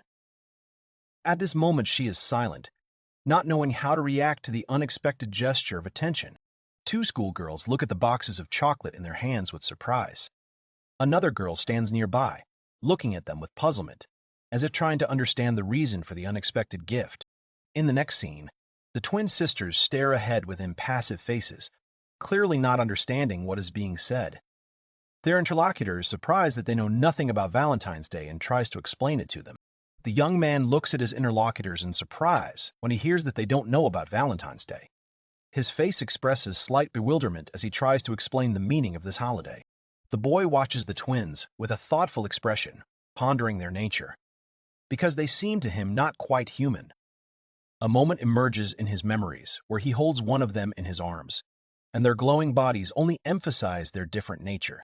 One of the sisters sternly refuses the boy, despite his attempts to endear himself to her. The other sister is confused and off to the side. Their friend bitterly ponders why he is always ignored. The atmosphere of the scene is filled with light humor and misunderstanding.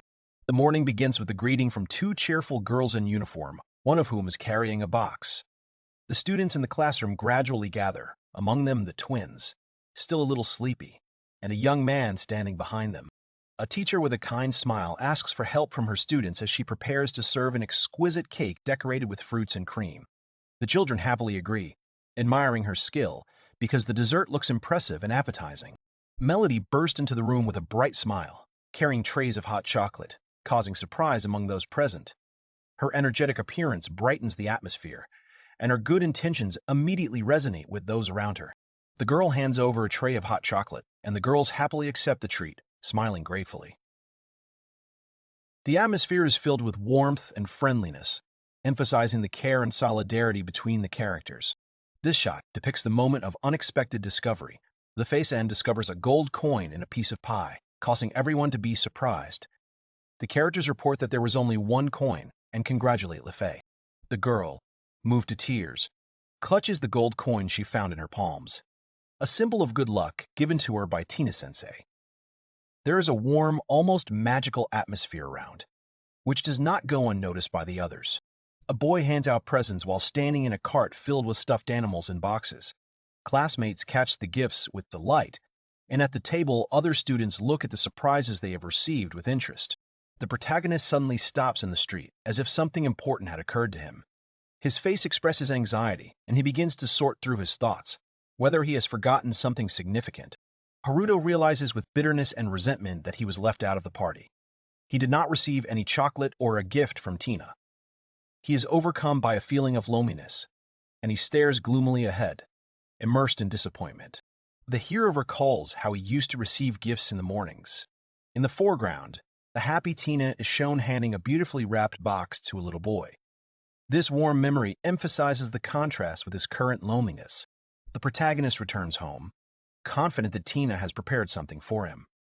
He reflects on the development of their relationship, recalling moments of intimacy, and tries to calm himself with logical arguments. But his face shows excitement and hope.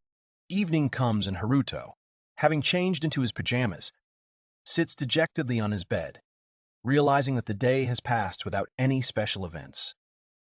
Overwhelmed with disappointment, he prepares for bed when a sudden knock on the window breaks the silence. Late at night, Tina timidly opens the door and enters the hero's room. She looks embarrassed but determined as she explains the reason for her visit. Haruto listens to her in surprise, not expecting that she would talk about something so important. Tina, flushed with embarrassment, stands before him in a revealing outfit with chocolate on her body. She explains an ancient rite accepted in the world of heroes as a symbol of special recognition. Her action is stunning and clearly beyond the ordinary. Stands in front of him, looking embarrassed. She admits that this is their first Valentine's Day since they became a couple, and the atmosphere is filled with awkwardness and trepidation. The heroine, embarrassed and blushing, stands in front of the guy, demonstrating her unusual, secret technique, heart-shaped chocolate applied directly to her body. Her gaze is full of uncertainty as she anxiously awaits his reaction. Haruto, beaming with joy, approves of Tina's action with a sincere smile. His face expresses admiration and slight embarrassment, and in his thoughts he thanks the heroes of the past for such unusual but pleasant traditions. The girl breathes out in relief, barely containing her excitement, visibly happy with the hero's approval. She smiles shyly, her shoulders drooping, and her outfit and chocolate jewelry emphasize the effort put into the romantic surprise. Tina, having gathered her courage, takes the last step towards Haruto, offering him to enjoy the prepared surprise. Her gaze is filled with tenderness and trepidation, and her pose emphasizes her sincerity and desire to please her beloved. Tina sits down on Haruto's lap with determination, focused on her goal. He is excited but serious, asking if she is sure about what she is doing. The main character decides to take this action. A young maid with a beaming smile runs into the room, holding a tray of chocolate nuggets. Her steps are full of energy and determination. She is clearly proud of her treat and is eager to share it. The girl smiles with a happy expression, slightly stained with chocolate, which adds comedy to the scene. Her appearance reflects genuine pride in the prepared dish and a desire to please others. Tina, dressed as a maid, pushes the guy away in a panic when a fox girl stands in the room. The situation clearly takes them by surprise. Arut finds himself in an awkward situation with the maid Tina. At the Oos Magic Academy, in one of the dorm rooms, a girl is about to make a move in a board game, but is surprised to notice that there is not a single black piece on the board. This oddity causes confusion in her, foreshadowing something unusual. The girl with the ears, stunned by the unexpected turn of events, looks at the chip in her hand in confusion. During the game, she notices that all the chips have suddenly turned white, despite the game being in full swing, something she has never seen before. After an unexpected outcome of a game of Reversi, one of the girls sheepishly admits that she is simply a good player. The second, in mild shock, realizes that even this way you can lose, something that happens extremely rarely. Luna sits enthusiastically on her bed, despite her constant losses at Reversi, determined to continue. Across from her, the hero is slightly embarrassed, but ready for another game. The game on the board is once again unfolding, with white chips dominating, indicating another defeat. Melody was feeling down, and one of the students invited her to stay overnight to cheer her up. Despite her request not to give in, the game of Reversi turned into a series of defeats for her, which only deepened her embarrassment. The next day after the unsuccessful sleepover, Haruto tries to calm the girl down and resolve the tension that arose. While he smiles and says encouraging words, she herself feels awkward, and the defeated Luna is completely devastated and lies with her back turned. Confident and elegant, she is not only talented in board games, but also has an outstanding mind and deep knowledge of magic. Her image emphasizes inner strength and versatility. During classes, Luna shows brilliant abilities. She confidently goes to the board and easily solves even the most difficult questions. Her intellect and confidence amaze her classmates. Ryushin and Melody are having a hard time with their studies, as can be seen from their embarrassed faces and attempts to hide their confusion. However, despite this, they prove themselves to be unrivaled fighters in combat situations. Haruto thoughtfully watches the events in the classroom, assessing the abilities of his classmates. He gradually realizes how unusual and strong his classmates are. In the student council room in the morning light, a stuffed rabbit seems to be watching the proceedings as someone reflects on the freshmen, noting how unusual and strange they are this year. The Academy's backdrop features outstanding first-year students, a gifted combat mage, an elf who defeated the strongest students, a mysterious spellcaster who adores the library, and the director's young grandson who wields high magic. The student council room is discussing an unusual situation. In the first year, there are two Dragonites, a race that is extremely rare. One of them has powerful healing skills, and the rest of the students remain a mystery. The student council elf is thinking about the new first year with interest. He is especially interested in the fact that the class is headed by the legendary Tina Harabel, a figure shrouded in myth. In the student council office, the boy gives orders. She tells Koni to send toys and sweets to orphanages on behalf of the Academy, and also instructs her to continue collecting information about the first-year students. Yuko happily announces her new status. She is now the protagonist's loyal servant. The girl in the kimono holds his hand tightly, causing the guy shock and confusion. The protagonist checks Yuko's status and is surprised to find that she has indeed become a mage and has acquired the status of servant. The girl confidently demonstrates her power, and one of the characters is amazed by her maximum level. 99. Yuko smiles mysteriously as she reveals her hidden power, a unique skill called brainwashing. She explains that she is able to control those below her level, which emphasizes her dangerousness and impressive power. The heroes discuss their levels, and it becomes clear that two of them are significantly stronger than the others. One has reached level 120, the other 105. Against this background, the main character, who is level 1, looks stunned and confused, realizing the difference in strength.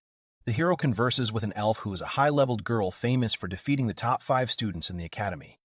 He ponders the wisdom of making a contract with Yuko before she could use her powers against him. A group of students discuss their levels, showing off their preparation. One of the girls shows a screen with a level of 62, while 2 others report that they have 60, clearly proud of their achievement. The girl is upset about her relatively low level, only 52, while the others are much stronger. In the background, a guy demonstrates level 1 with a smile, emphasizing the contrast between the participants. At first, she doubts her strength, but receives support from her friends who note her importance and valuable skills. Hearing kind words, she rejoices and sincerely thanks. The girl with short hair beams with joy, expressing gratitude for the opportunity to learn without fear of hostile skills. Next to her, another heroine smiles and encourages her, suggesting that she continue to express her gratitude to the master. The boy smiles happily and is glad that he was useful, remembering how Yuko chose him as her master. Despite his slight confusion, he feels confident that what is happening is right. The protagonist looks ahead tensely, preparing to reveal his level to those around him. He lightly squeezes his shirt to his chest, realizing that the moment of truth is near, and much depends on it. Haruto stands in front of the screen, preparing to reveal his information like the others have already done. His eyes are serious, as he realizes that hiding the truth about his curse is no longer an option. The young man, head down, admits his guilt to his friends. He's tormented by remorse for having hidden the truth about his curse for so long, and now he feels the need to apologize to everyone. When the hero was about to reveal his level, one of the students abruptly interrupted him, saying that he did not want to see the truth. The second, more reserved one, supported this decision, making it clear that the hero did not necessarily have to reveal his data. One of the students recalls how he used to think he was strong, believing that only his grandfather was superior to him. However, after entering the academy, he realized his mistake, especially after seeing the strength of Tina, a student whose power even surpassed the hero's grandfather. One student anxiously admits that he won't be able to restore his self-esteem if he sees the hero's level. However, when he reveals his status, only level 1, it causes shock and bewilderment, completely destroying the expectations of those around him. After the hero shows his level, the students begin to fear for their self-esteem. The girl admits that she does not want to see his level, fearing that he will surpass even Tina. After the hero reveals his level, his classmates express their reluctance to know it. The girls admit that his power can discourage them from learning and progressing, and ask not to bring up the topic again. Haruto, sighing in relief, refuses to show his level, as it is no longer required. He calmly accepts the other's decision, showing a gesture of agreement and a smile. The morning sun filters through the trees at the Ifers Academy training grounds known as the Steel Forest. Today, another class for the students is to be held here, heralding new challenges. A group of first-year students have arrived at the Steel Forest, the area where upperclassmen usually train. They look around the area with curiosity and caution, knowing that there are many dangerous monsters living here. One of the boys, with a fighting spirit, suggests a competition to see who can destroy the most monsters. His eyes are filled with enthusiasm, anticipating the battle in the danger zone. The team discusses the proposal for a competition. One of the girls admits that she can only support from the rear, while the others enthusiastically suggest dividing into pairs and starting to prepare for the fight. The mood is lively and combative. The characters begin to form pairs for the upcoming task. One of the guys suggests teaming up with a girl who modestly agrees, and the other pair has already quickly decided on each other. The atmosphere remains friendly and energetic. The students continue to pair up before training. Some do so with joy and enthusiasm, like the cat girl who agrees with her partner. Others, already familiar partners, immediately decide to stay together as usual. The group of heroes gathered before the training began, Yuko happily clinging to a boy, causing a slight worry in another participant. While everyone was cheering each other on, one of them's hand was resolutely reaching forward. The training in the Steel Forest was about to begin. The students gather before the training session, listening to the instructions of their teacher. She hands out special bracelets with a smile and blows a whistle in case of danger, reminding everyone to be careful in the upcoming test. Heroes receive special bracelets before starting a quest in a forest. These devices will track the number of monsters defeated and their level, which adds a competitive element to the training. One of the teachers suddenly notices that he overheard the students talking about the competition. The girl with a lively smile reminds about the dispute.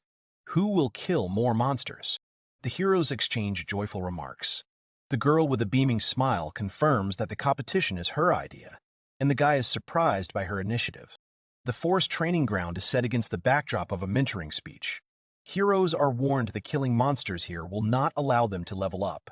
Instead, the emphasis is on developing team spirit and mutual assistance. The character says with a smile. She announces a time limit for completing a task or starting a training session. The monster slaying competition has begun, where everyone will try to show the best results. A girl in a kimono clenches her fist enthusiastically, full of determination for the upcoming battle. Flowers and rays of light surround her, emphasizing her fighting spirit and positive mood. In the background, the voice of a companion can be heard, announcing the progress. The heroes discuss strategy for dealing with the monsters in the forest, exploring the possibility of using mind control skills. One of them doubts success, while the others encourage and consider their next steps. The young man activates a magic spell with a confident smile, raising his hand with a rotating sphere of energy. It seems he is ready to take the initiative and begin the next stage of the battle. The guy effectively demonstrates magical lights, surrounded by flashes of energy. His allies watch what is happening, one with admiration, the other with surprised interest, realizing the power of his abilities. Haruto confidently demonstrates magic, giving the fire a shape and special properties. Before the eyes of his companions, the flame turns into the figure of a horse, which causes sincere surprise and confusion in the girl. The character shows off powerful armor created using lightning magic.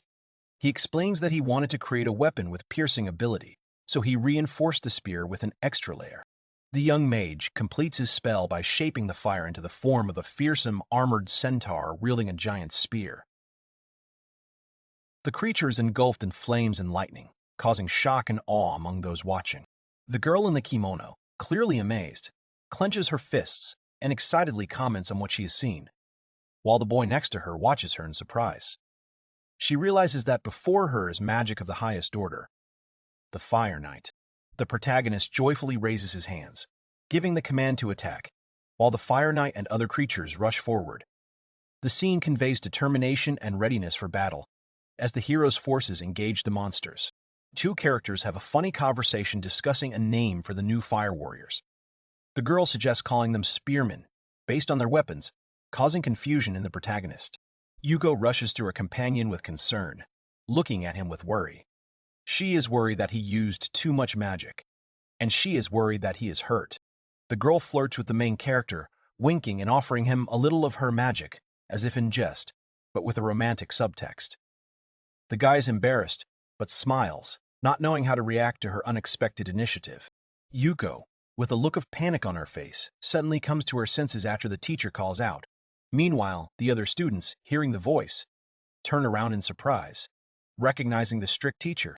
The teacher announces with a serious expression that she can track the students' movements with the help of bracelets. She sternly adds that flirting during class will result in immediate exclusion from the game and a negative grade. Meanwhile, one of the students is indignant. She clearly feels that Tina is interfering too much in her personal space, and even at home she does not give her peace.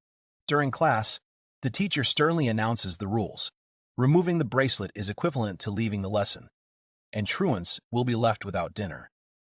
One of the students reacts to this in panic, clearly shocked by what she heard. The main character bursts into tears in despair, considering the punishment excessive. Haruto, standing nearby, sympathizes with her, expressing concern that he will lose the delicious dinner prepared by their friend. Against the background of bushes, one of the characters ponders what he heard in class, drawing conclusions. Nearby is a simple diagram with figures illustrating the situation described by Tina. Two students are chatting outside, sitting on the edge of a hill. One of them is smiling as he ponders the words of his interlocutor, while the other shares her thoughts on Haruto's kind attitude towards others. One of the girls suddenly notices that her feelings for him have become obvious to others. She covers her face in panic, blushing with embarrassment, while her friends discuss what is happening with a smile.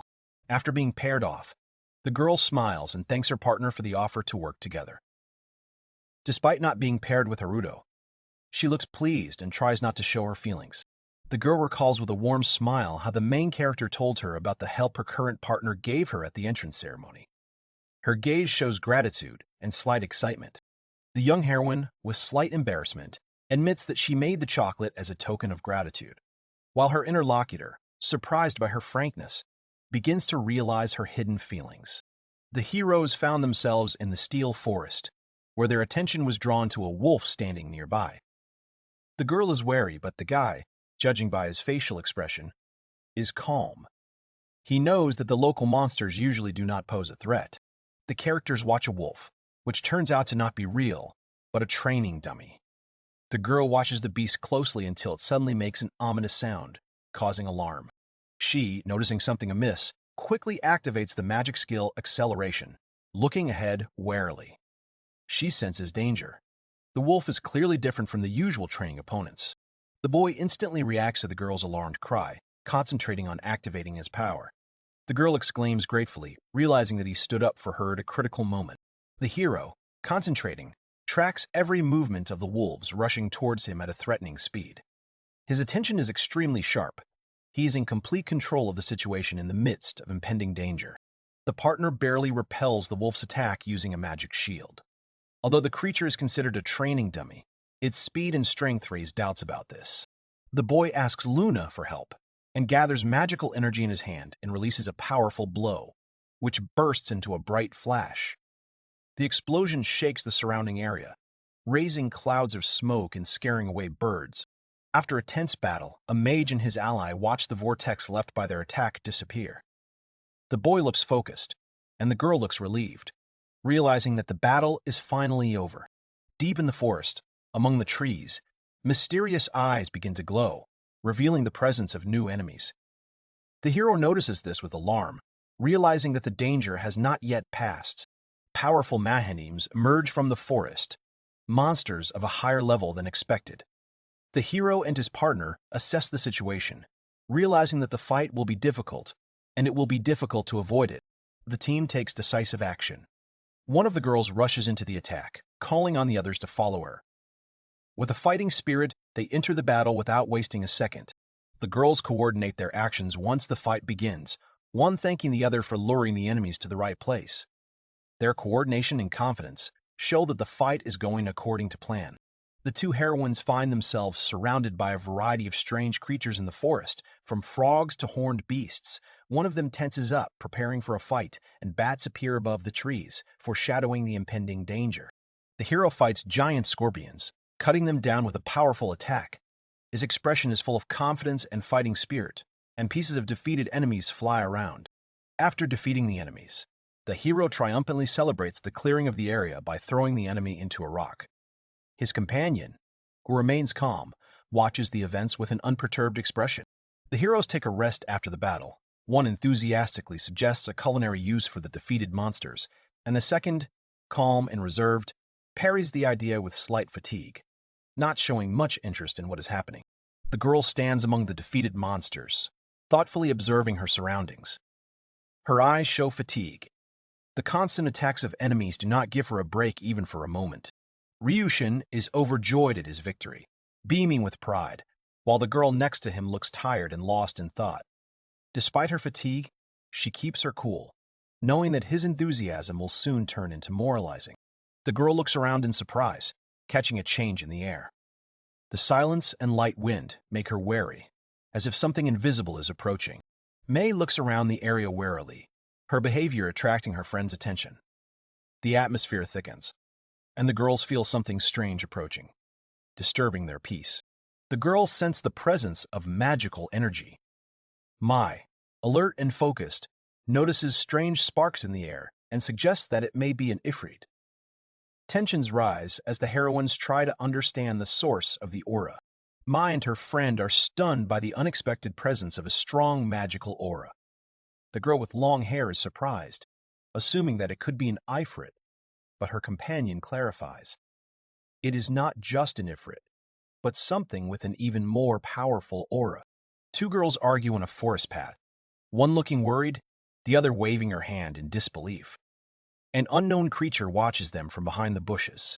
Tina, in the command center, notices strange movements of the monsters while watching the screen. She gradually realizes that something or someone is controlling the creatures from the outside, causing her to become anxious and determined to find out why. A pack of wolves appears in the dense forest, attracting the attention of the girls. Their wary glances are directed at the animals, whose behavior seems unusual and alarming. One of the wolves begins to howl, as if transmitting a signal.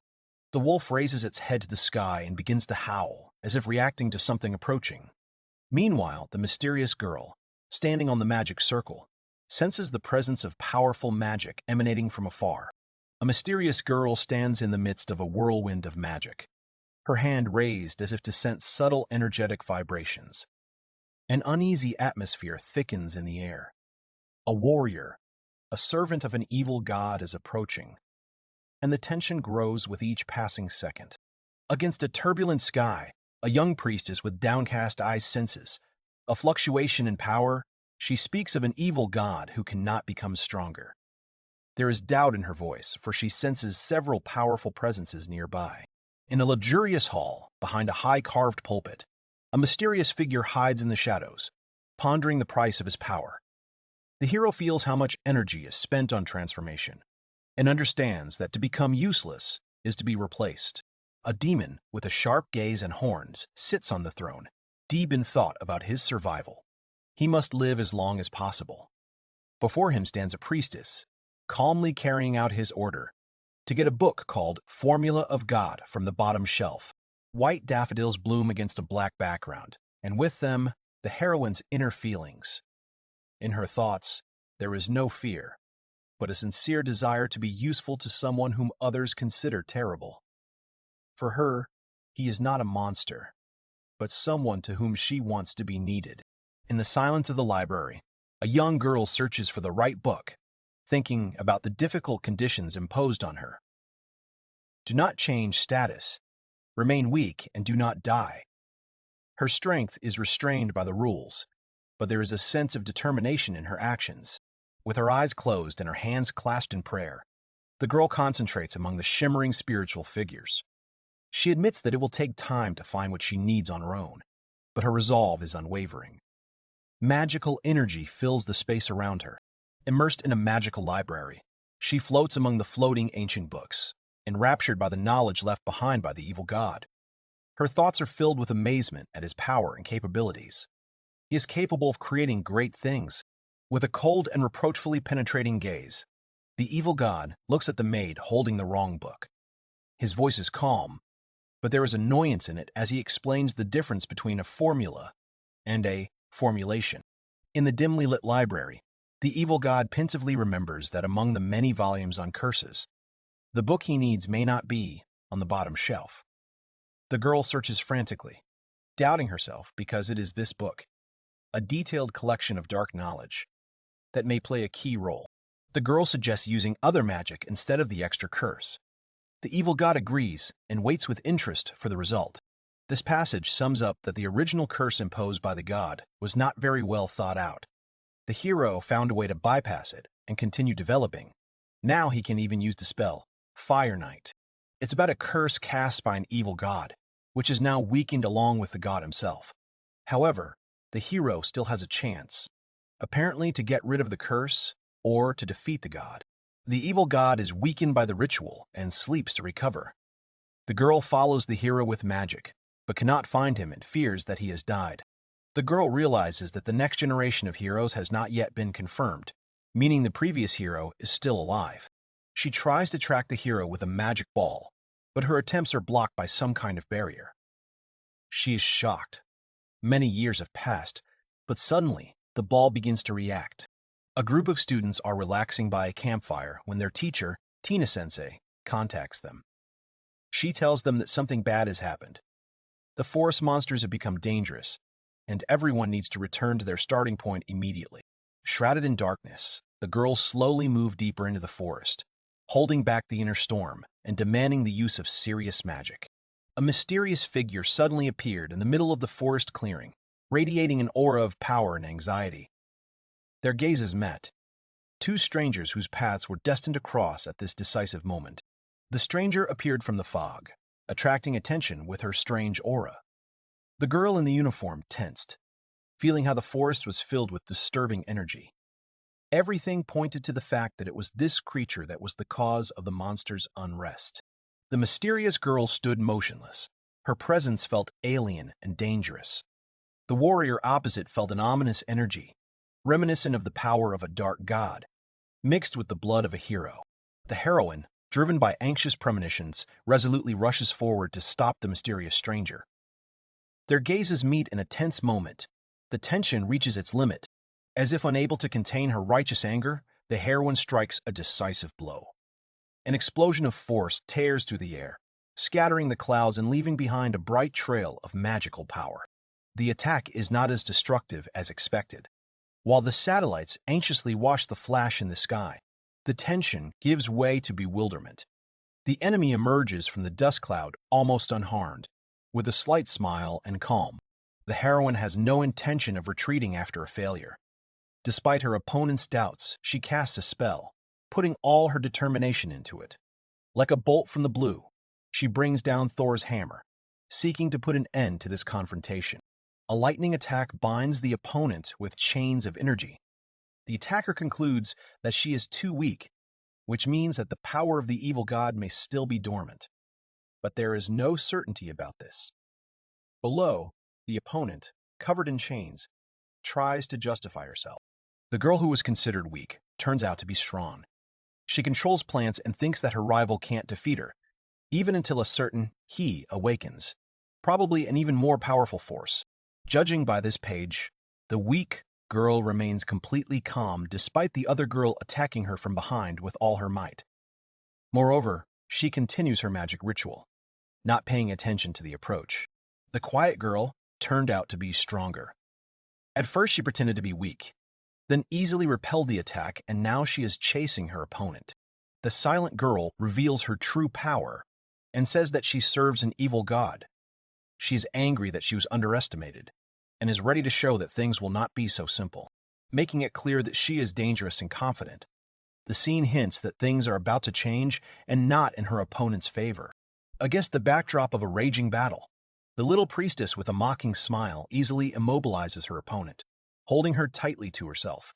As if playfully, she whispers, "Those like her, those whose strength is not visible at first glance, are the most dangerous." The priestess summons the demon with a cold smile, and her enemy freezes in horror. The hunt is just beginning. With an unexpected explosion of magic, the heroine freezes. A monster appears in front of her, from which danger emanates. She does not have time to understand what is happening. A terrifying monster appears on the battlefield, a beast with a mask and claws, posing a deadly threat. The student calls her mentor in panic, realizing how dangerous the enemy is. Hearing the noise of battle, the protagonist turns around abruptly. His eyes are filled with alarm as he sees a figure falling from the sky, and he calls out for Tina-sensei in panic, realizing that something terrible is happening. Like a whirlwind, a mysterious warrior bursts onto the battlefield, and with a blow capable of stopping a monster, he stands between the monster and the victim. His confident gaze says one thing: this is only the beginning. The monster did not expect such power. With a lightning strike, the hero easily knocks him off balance. One after another, a jump, a blow, a grab. After all, in front of him stands not just a man, but a real warrior. The hero rushes into battle, saves Tina-sensei, and powerfully attacks the monster. The girl is shocked by what is happening. The tension grows. Melody receives an order to catch the girl. The students act in a coordinated manner. One casts a spell, the other jumps. The situation is tense, but a chance for salvation appears. Melody does a brilliant job. In an epic jump, she catches Tina-sensei right in the air. Dynamic lines emphasize the tension of the moment. Everything worked out literally at the last moment. The situation becomes critical. The girl has lost consciousness and her strength is waning. Melody panics and calls Luna to use a healing spell. The situation is tense, but the team works together to save their mentor. The situation becomes even more tense. Tina is unconscious in the arms of her students, and Melody is panicking and warning Ryushin. The enemy is using poison. He must be extremely careful. The enemy used poison, which caused the girl to lose consciousness. Now the heroes need to act urgently to save her and defeat the enemy. Luna now powers up Ryushin with support spells, breath, unusual defense, power and speed boost, and multi-defense. He is fully prepared for battle. The counterattack begins. Ryushin analyzes the situation. The enemy is strong and dangerous, so he needs to stay away from close combat. He decides to strengthen his attacks to deliver more devastating blows. The heroine worries that she is an extra burden, but she is consoled. One of the heroes is wounded. He is told to lie down and rest. The scene shows care and support in the team. The heroes discuss Ryushin's recent defeat. One of them says that he is not weak, but that his opponent, Zagar, was stronger. The girl recalls Haruto's words after Ryushin fell. The woman is surprised that Ryushin, being a dragonoid, cares about people, but approves of his actions. The boy, despite the enemy's superiority, is ready to fight. He activates the Dragon Claw technique, showing his determination to pass the test. The enemy's strength astonishes those around him, casting doubt on the dragon's superiority. Despite the impressive attack, it becomes clear that the opponent is no less of a threat. The situation escalates. The hero, using the dragon's magical power with the help of Luna, restores his combat readiness. At a critical moment, he decides to act without delay. The heroes are in a tense combat situation. One of them notices danger approaching from behind and tries to warn Ryushin, who is distracted at the moment. The heroes watch a sudden and powerful attack that causes an explosion or a strong flash. One of the characters saves the girl, carrying her out of the danger zone in his arms. The rest of the participants in the scene are amazed by what is happening and watch with anxiety and tension. A new enemy appears on the scene. A terrifying demon chained, with massive claws and a sinister mask. His appearance causes tension in the heroine, who immediately determines his nature. This is undoubtedly a demon. One of the heroes uses a magical ability, creating an electric circuit aimed at the demon. The power of lightning entangles the enemy, restricting his movements. The demon is captured by magical chains. The demon breaks free. The hero calls Ryushin back. The tension mounts. The creature breaks the chains. Ryushin prepares to fight, intending to take the form of a dragon. The characters realize the danger. One of them calls the guy to retreat.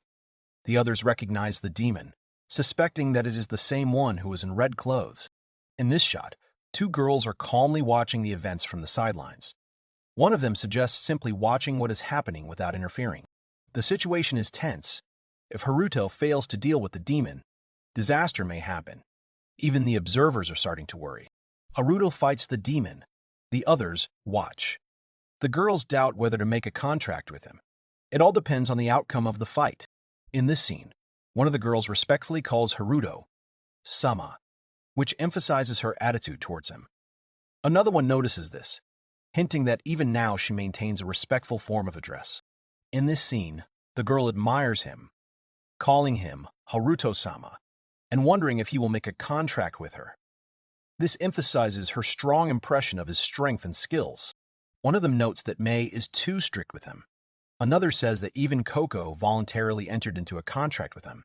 And the third admits that having a nine-tailed fox accompanying him is valuable, despite her young age. Mai admires Haruto's strength and wants to make a contract with him to become stronger herself. Mei accuses Maya of being naive, saying that she only wants a contract because she has never had one with a human before. Mei realizes that she got carried away and apologizes. Mei explains that she is not forcing Mei to form a contract with Haruto-sama by force. She emphasizes that she only wants Mei to choose the right moment carefully. Standing back to back, as if separated by fate, Mei remembers how Mai always held on to her, but now hopes that her sister will find her water mage and be able to follow her own path. Mei feels a little sad, remembering how Mai always stuck by her side. But deep down, as an older sister, she would be happy if Mai could become independent, even if it means letting her go. Mei and Mei, surrounded by their loyal wolves, look into the distance with determination. If their allies are in danger, they are ready to help without hesitation. Mei's words sound confident, and Mei's gaze reflects determination. Inspired by her sister's words, Mei, her eyes shining, agrees to act. Even the wolf picks up on her enthusiasm, cautiously moving forward. The decision has been made. They are ready to act together. Before they could get very close, Mei and her companions sensed a threat approaching. The wolves bristled, sensing danger, and tension appeared on the girls' faces. Something powerful was quickly approaching. Against the backdrop of growing anxiety, an ominous figure appears in her field of vision. The girl feels an inexplicably dense mana, approaching with each passing moment. Even without being a master of fire magic, she understands. This is the aura of something truly dangerous. A mysterious knight in fiery armor appears before the heroine. Instead of fear, she is delighted. The heroines are shocked by what they see. A mysterious silhouette appears with a sword and the body of a horse, like a magical centaur knight. One of the girls, full of determination, suddenly grabs her sister by the hand and enthusiastically pulls her along. The latter responds in surprise, not having time to understand what is happening, but is already following her. The girl recognizes Haruto's magic and decides to urgently offer him a contract, taking her sister with her. Everyone around is in shock. Mai pulls her friend along with her, dreaming that if the guy turned out to be a water mage, they could be together forever. But reality and feelings make themselves felt. She understands that she simply cannot let her go. The enemy rushes at the character with a powerful attack. The character is surprised and worried. His protective skin cracks, indicating a serious threat. The character is attacked with lightning speed. He does not have time to react. The blow is about to reach the target. The character, Ryushin, managed to repel the attack, but at the cost of a serious injury. He lost his arm. The girl screams his name in horror, and the severed limb falls to the ground. The enemy uses poison. It becomes clear that things are bad. One of the allies activates a magical weapon, the light whip, to enter the battle and seemingly protect Ryushin. The situation is heating up. Now a new fighter is on the scene. Haruto attracted the attention of his ally. Judging by the expression on his face, he did not expect the intervention. Meanwhile, the light whip is used in the attack. It is used to throw Ryushin aside. The team of heroes finds itself in a critical situation. One of them is seriously injured and needs immediate help. While one girl desperately treats him, the other one demands action in a panic. Everyone understands. Delay means death. The protagonist hesitates before making a decisive move, while his ally urges him to show strength. The tense moment forces him to reflect on his role and responsibility to the team. A demon with a fearsome, fanged face and many eyes suddenly appears in the center of a magic circle. Glittering runes beneath his feet signal the beginning of a powerful ritual or spell. The girl activates a magical barrier to stop the demon who has already begun to unleash his power. In a tense situation, the group is forced to act quickly, despite personal differences. Amidst the intense battle, a mysterious fire knight appears, causing delight among the heroes. His sudden arrival inspires hope and changes the course of the battle. The fire knight suddenly attacks the monster. The heroes are shocked. The knight delivers the decisive blow. His fiery spear pierces the enemy. The core has been destroyed. The monster is defeated. The monster was not killed. It grew a new arm. The heroes understand. They must destroy the entire body, otherwise it will rise again. The characters realize that they can only defeat the enemy by using all their magical power. One of the heroes looks exhausted. Perhaps he's already at his limit. In this shot, we can see that the situation has escalated. A character named Tina-sensei is seriously injured or exhausted. She is supported by another character who is concerned about her condition. The situation is critical, and it is clearly affecting the team's morale. The fox has accumulated the strength of two tails, but it is still not enough. Yuko sacrifices herself to release a huge amount of mana and transfer it to the owner through the magical barrier. All for him. The rest is up to him. The fox has transferred mana, and now the master is ready for action. He thanks her, and the other character says that there is no need to hold back any longer. It is time to attack. The character asks Haruto for a favor, warning that their opponent is a demon and cannot be defeated with ordinary magic. It is implied that the guy will have to use something special or super powerful. This is a demon with fast regeneration, capable of destroying a country. Normal magic won't work. It takes a lot of heat energy to destroy its core. The girl asks the hero to use all his strength to protect everyone. The hero activates his power, promising not to make mistakes again. He is reminded to use only 30% of the power. The hero uses his power to protect everyone and launches a powerful attack. Now the plot moves to an ancient holy place where an evil god slumbers. A young priestess rushes there. Something important is about to happen. The priestess returns to the secluded shrine, where emptiness and silence reign. She is to clean, restore damaged areas, and care for the place itself. Despite the shrine's importance, she realizes that there is no one to tell about it. The girl continues her duties, assessing the amount of negative energy and the costs associated with it. Her thoughts are occupied with the upcoming plans of the new demon lord. But despite this, she still has many current affairs. The priestess handles all the duties of maintaining the shrine alone. She is amazed by the fact that the evil god, in a state of rest, nevertheless absorbs energy without hindrance, without taking any action. The girl, noticing the strange behavior of the amulet, realizes that she has gone too far. After a long stay in the sanctuary, she went outside for the first time and, carried away by this, accidentally activated the demon's power. The young warrior enters the battle with confidence, convinced that his decision was right. His goal is to destroy the demon and protect the people dear to him. The character expresses doubt in the strength of the enemy, emphasizing his inadequacy to the declared abilities. After destroying the demon, the heroes face a new threat. The forest is engulfed in flames. They urgently need to find a way to stop the fire from spreading, as the protective barrier holding back the fire will not last long. Haruto takes charge of putting out the fire, calling on Yuko to hold the barrier. Meanwhile, his allies are surprised by his ability to handle powerful magic and discuss him using a simpler spell combination to deal with the situation.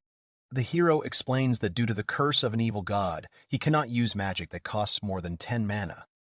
His companion notices that he uses magic symbols. Haruto explains that due to the mana limit, he uses clusters of 10. He modifies the clusters and symbols, arranges them into a magic circle, and then completes it with a spell of about 1,000 symbols. The hero can't use strong magic because of the curse, so he uses simple magic to summon a creature that can put out the fire. The girls are surprised. A boy with limited mana found a way to summon a powerful creature with a complex magical circuit, using minimal energy. Haruto calls upon the spirit of water, Undine. She recognizes him. They haven't seen each other for 3 years. Undine complains that the guy hasn't called her for a long time and she was lonely. He admits his guilt. The girl next to him is embarrassed and apologizes, not understanding what is happening. Undine recognizes 2 girls, Mai and Mei. One of the girls is surprised. Haruto replies that, yes, it was a long time ago. Undine asks one of the girls if she has found a candidate for the contract, but she replies that she has not and apologizes to her. The guy interrupts the conversation, reminding them that they need to put out the fire. Mei learns that Undine has made a contract with him. The sister is surprised to learn that Haruto is a contractor for the water spirit monarch. She is asked to help as she also has water magic, and she agrees. The fire flares up. Haruto tells Leafa to use what she used during the class competition. He warns that with Undine, he will be sending water into the sky. He asks her to use her magic to spread the water. Leafa agrees. She understands that it is becoming more and more difficult for her to maintain the barrier each time. The hero apologizes to her and supports her. Kijo Haruto begins the spell. He summons Undine. Undine appears. The hero put his hands forward to strike. Leafa drew her spell arrow. She concentrated. There are drops of water all around. She uses the spell blast wind. The spell flies towards the fire. Haruto asks Leafa if she can continue. She says yes. Undine raises her hand in the air and claims that everything should be fine. Water drips onto the fire. She says that the fire is getting stronger and that making this rain is completely pointless. Mei and Mei ask to try. The girl asks Mai to give her mana. The girls hold hands. Mei and Mei create the ice ballad spell. Ice crystals form in the air. Mei tells her sister that she is starting. One of the sisters wants to send some ice into the sky. The girls lift the ice flows into the sky. They talk about sending more. Mai turns to Haruto and asks him to use his fire to heat the clouds, saying that Mai has exhausted all of her mana. The hero understands that he and Undine need to continue shooting water. He agrees to the girl's request and understands what she has in mind. Haruto begins the spell. He summons a fire demon named Ifrit, and the hero turns to him and offers to help the girls. The demon smiles and greets the guys, but they are in shock. The girls are surprised. Mei, confused, screams and asks if this is really Ifrit. The girl wonders about Haruto also making a contract with Ifrit. She says that it is too sudden. The girl realizes that Mai said that time that he has an aura like Ifrit. The demon begins the spell. Mai admires. She confesses her love to Haruto out of admiration. Mei breathes a sigh of relief and says that she completely understands Mei's feelings. It's raining. The girls hold hands. Mei continues and says that she understands wanting to make a contract with Haruto-sama, even if it means breaking up with her. Mei is surprised and asks her sister about what she just said to Haruto-sama. The sister exhales and replies that it is. Raindrops fall on her and she wipes her forehead. The sisters are soaked in the rain. Mei is indignant because she doesn't like being wet. Mei feels fine. Mei realizes that returning to her true self is still a little awkward. She must be patient. She smiles and thinks that Haruto-sama will definitely not allow it. Ryan is surprised. He asks if there really was a demon in the forest. Connie replies that the fact that the academy couldn't detect the demon will be a problem. He also says that because of this, classes will be canceled today, and the class that used the forest has abandoned Tina's class. The elf raises his pen and asks a question about what those first years were. He asks if there were any wounded. Connie replies that the damage in that area has been repaired and everyone is unharmed. The elf is pleased and asks if the one who killed the demon was a hero, Tina. Memories of a scary girl with an evil look. The Catman says he's still unsure of the details, but it wasn't Tina who dealt the finishing blow to the demon. Connie says that the one who stopped the demon was Haruto Silverai, the third son of Count Silverai. Ryan remembers hearing that name before. He says that's the same kid who, despite being a new student, made a big hole in the school building and then made his parents pay for the repairs. The elf wonders how the main character was able to win. Connie remembers that he was called to the principal's office to find out. Haruto looks at the principal and thinks that this person is Ruka's grandfather. He looks at Tina and realizes that he's glad she's okay. The director asks if Haruto is okay. He replies that he is. Ruka says that his grandson often talks about Haruto. The boy is surprised. The director continues and says that there was always a huge difference in ability between him and his peers. He never tried to develop the talent he was born with. Haruto is surprised, and Ruka continues and says that recently his existence has become a great incentive for his grandson, which is what prompted him to practice magic. The principal thanks the hero for being friends with his grandson. Haruto replies that he is also glad to be friends with him. Ruka takes the hero's hand and says that he does not have much mana. The director asks about what is more likely an approximate amount of mana for the first level. Haruto tensed up. He thought that his mana amount had been noticed, as expected from the headmaster of a magic academy. Tina is outraged and says that even as the school principal, he should apologize to the hero for speaking arrogantly to him.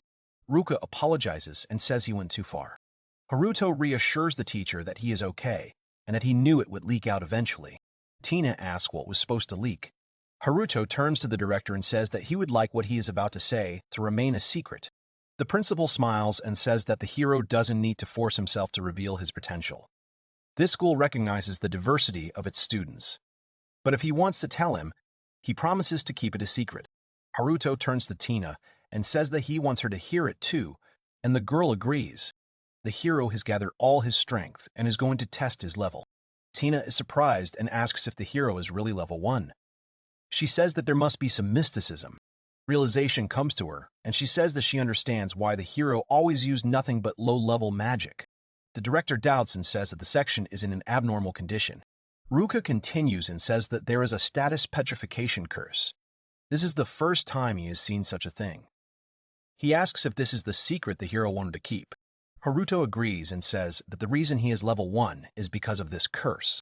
He remembers that at the moment of his reincarnation, he was cursed by an evil god and became like this. Tina is scared. She says that the evil god is the culprit of the Demon King's revival, as well as the spread of fear and despair. She realizes that he really exists. Haruto apologizes to Tina for not telling her about it. The girl is not angry and says that everything is fine. The director looks at the hero's stats and says he doesn't understand why an evil god would curse Haruto like that. The protagonist says that God told him he doesn't want him to play an active role in this world. The director says that killing the demon plays quite a significant role. Tina agrees with him and says contentedly that she would say the same. Haruto doubts and says that the evil god made a mistake. Ruka is surprised and asks if the evil god made a mistake. The hero asks if he can use magic to explain. The director agrees. The hero is going to use magic. Haruto turns around and asks the director to look at the quality of his mana when it comes to his status. The hero uses the Fire Spear spell. His stats have not changed. Tina is shocked. She says that the hero's mana has not decreased. The boy says that no matter how much magic he uses, his mana will never decrease. The hero's teacher asks if this is a curse. She doesn't believe it. Fear is frozen on her face. Haruto replies that at first he thought the curse limited the maximum value of his status, but now he thinks that God made a mistake in placing this curse on him. It dawned on the director. He says that he understands that the hero has infinite mana, but where does such damage come from that is even capable of killing a demon? The hero demonstrates the spell and says that it is like this. He says that he uses a lot of low-level magic that requires less than 10 mana points. After that, he says that he combines them to increase his power. He uses fire and dark magic at the same time. The director says that this is possible with magic without spells. Tina understood him. Haruto says he collected 50,000 fire spears when he destroyed the training arena. The girl is shocked. Ruka says that in order to repel such magic, he thanks Professor Tina again. The professor is embarrassed and says that everything is fine. There was a rock that took the blow for her. The director says that if it is true that Haruko is from another world, then his power is not a mystery, and he knows very well that the hero is abnormal. Ruka tells Haruko to exercise moderation. The main character smiles and agrees with the director. Tina approaches the boy and thanks him for waiting. The hero turns to her and asks if she has finished talking to the principal. Tina says that the principal seems to support the hero as much as possible. Haruko says that the principal is a good person. Tina replies that it is to keep the school from being in danger, not to help him. The hero laughs and says he will be careful. The girl stops. Haruko calls out to her. Tina apologizes and says that despite the fact that she was always there, she starts to cry and says that she couldn't notice the curse, and when she thinks about how much pain it was for him, She feels despair because of her powerlessness. The protagonist is touched by her feelings and says that he was not hurt. He takes her hand and says that he had such a wonderful teacher like her. The hero understands that if it weren't for her, he wouldn't have been able to learn to combine magic so quickly. Haruto smiles and asks Tina to teach him more. The professor is touched and says the hero's name. She cries with happiness and agrees with the hero. The girl watches them from the side and says that these two get along quite well. She asks Reina if this is true. She clarifies that Tina looks exactly like the normal girl in love she is in front of Haruto. The main character stands in front of the girl and says that this is how it was. The next day, in the backyard, Yuko lies on the hero's lap. The twins approach them and ask Haruto if they can distract him for a minute. The hero noticed that Mei now also addresses him as Sama. The girl looks at him. The hero agrees to their request and wonders if the girls are going to confess to him. The girls start taking off their clothes. The hero gets embarrassed. Haruto is shocked and asks what the twins are going to do. The girls pronounce the hero's name and begin the transformation. The twins get wings. They show their true form. The hero is surprised and asks if the girls really have perfume. Haruto thinks about how he feels guilty pleasure when he looks at their bodies. The twins say his name. The main character becomes serious and tries to find the right words. He asks if the girls are close to you, Nina, because she is a spirit. The girls answer that yes. Mei asks Haruto if he would like to make a contract with them. He seriously considers the offer. The girls are embarrassed and admit that they both fell in love with him. The hero is surprised by these words. He wonders if the twins actually like his mana, and says that at least he has Tina. Haruto realizes that his purpose in this world is to become as strong as a hero so that he can protect Tina. He is glad that he can make a contract with spirits. The hero realizes that the girls are not weak, and says that he has no reason to refuse. Haruto thanks Mei and agrees to a contract with them. The twins are very happy. They hold hands and ask for forgiveness for what they are about to do. They kiss the hero on the cheek at the same time. Haruto is happy and full of energy. The girls return to the spirit world. The hero understands that when spirits make a contract, they return to the spirit world. They can then appear in the human world, being summoned by the contracted. He realizes that he also wants to enjoy his school life with these two. Haruto wonders if it is necessary to create a large summoning circle to manifest it for a long time. He tries his best. The hero thought. He knew he wanted to summon them together if possible, but it reminded him that he felt a slight aura from them. The hero creates the lightning spear spell. The spear was about to take shape when an unfamiliar head began to emerge from the surface of the circle. Haruto didn't understand what was happening. A giant in armor appears before the hero. He does not understand who is in front of him. The Celestial Spirit King appears before Haruto. He is in shock. The hero introduces himself with his full name and asks who the King of the Celestial Spirits is.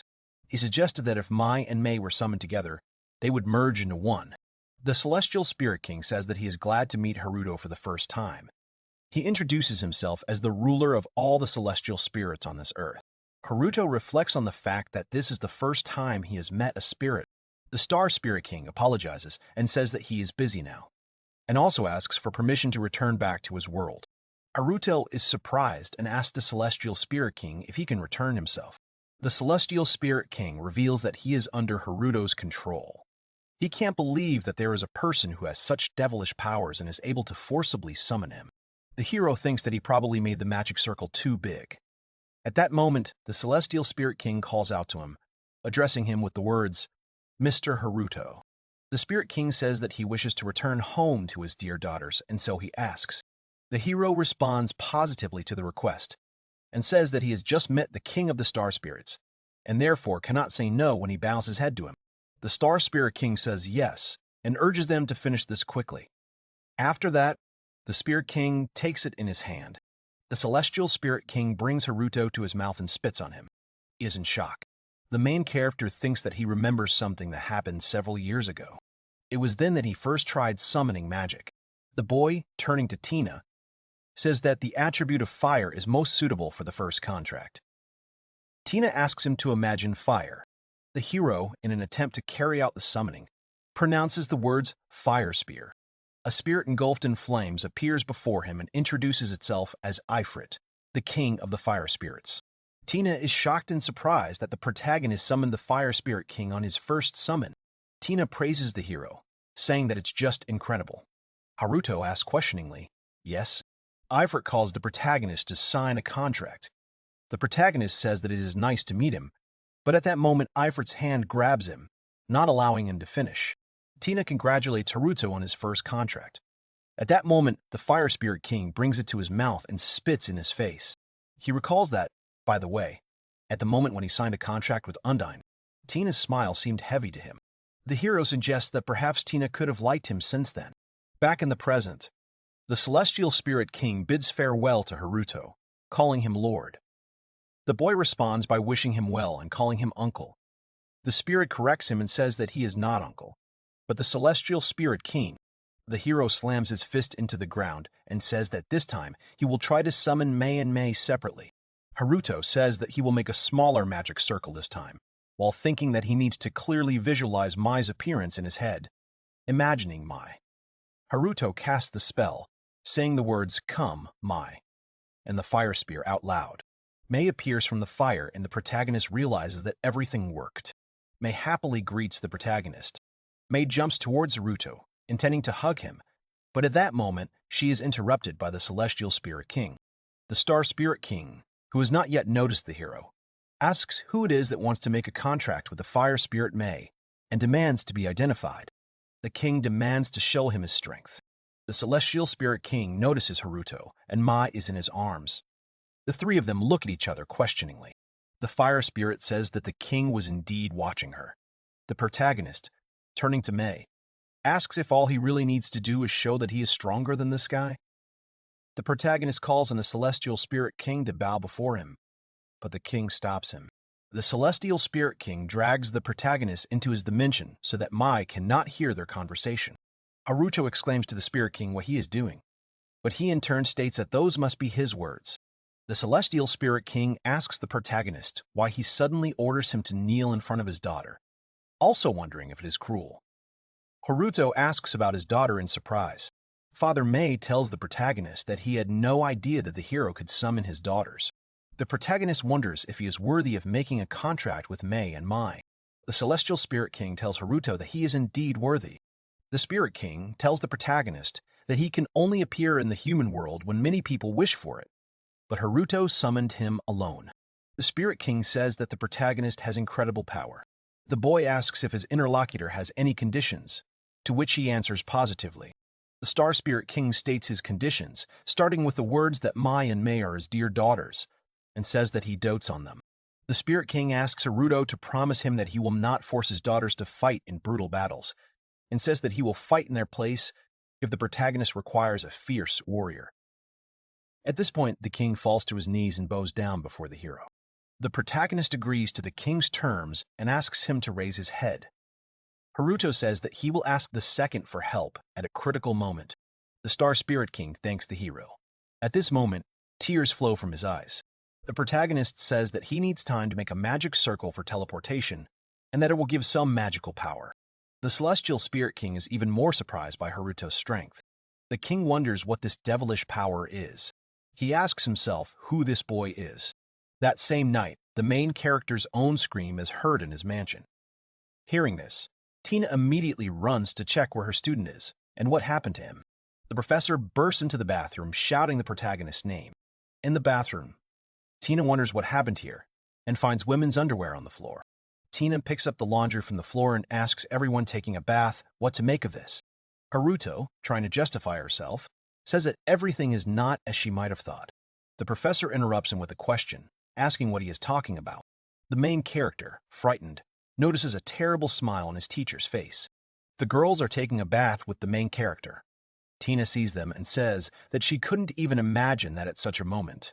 Not only Yuko, but also the twins would end up in this mansion. Mei talks about how terribly cold the teacher is. Mei supports, saying that she doesn't know what to do now. Both girls hold on to the hero's shoulders. Yuko grabs Haruto's head and talks about how scared she is, calling the hero master. All the girls touch the hero, and he realizes that he feels better than everyone else. Professor Tina looks at them with a very stern look. The main character understands that things are bad and something needs to be done urgently. He invites the teacher to join them in their bathing. Tina finds the girl's underwear. She's seething with shock and embarrassment. The professor throws the girl's underwear at Haruto, demanding that he not rush things.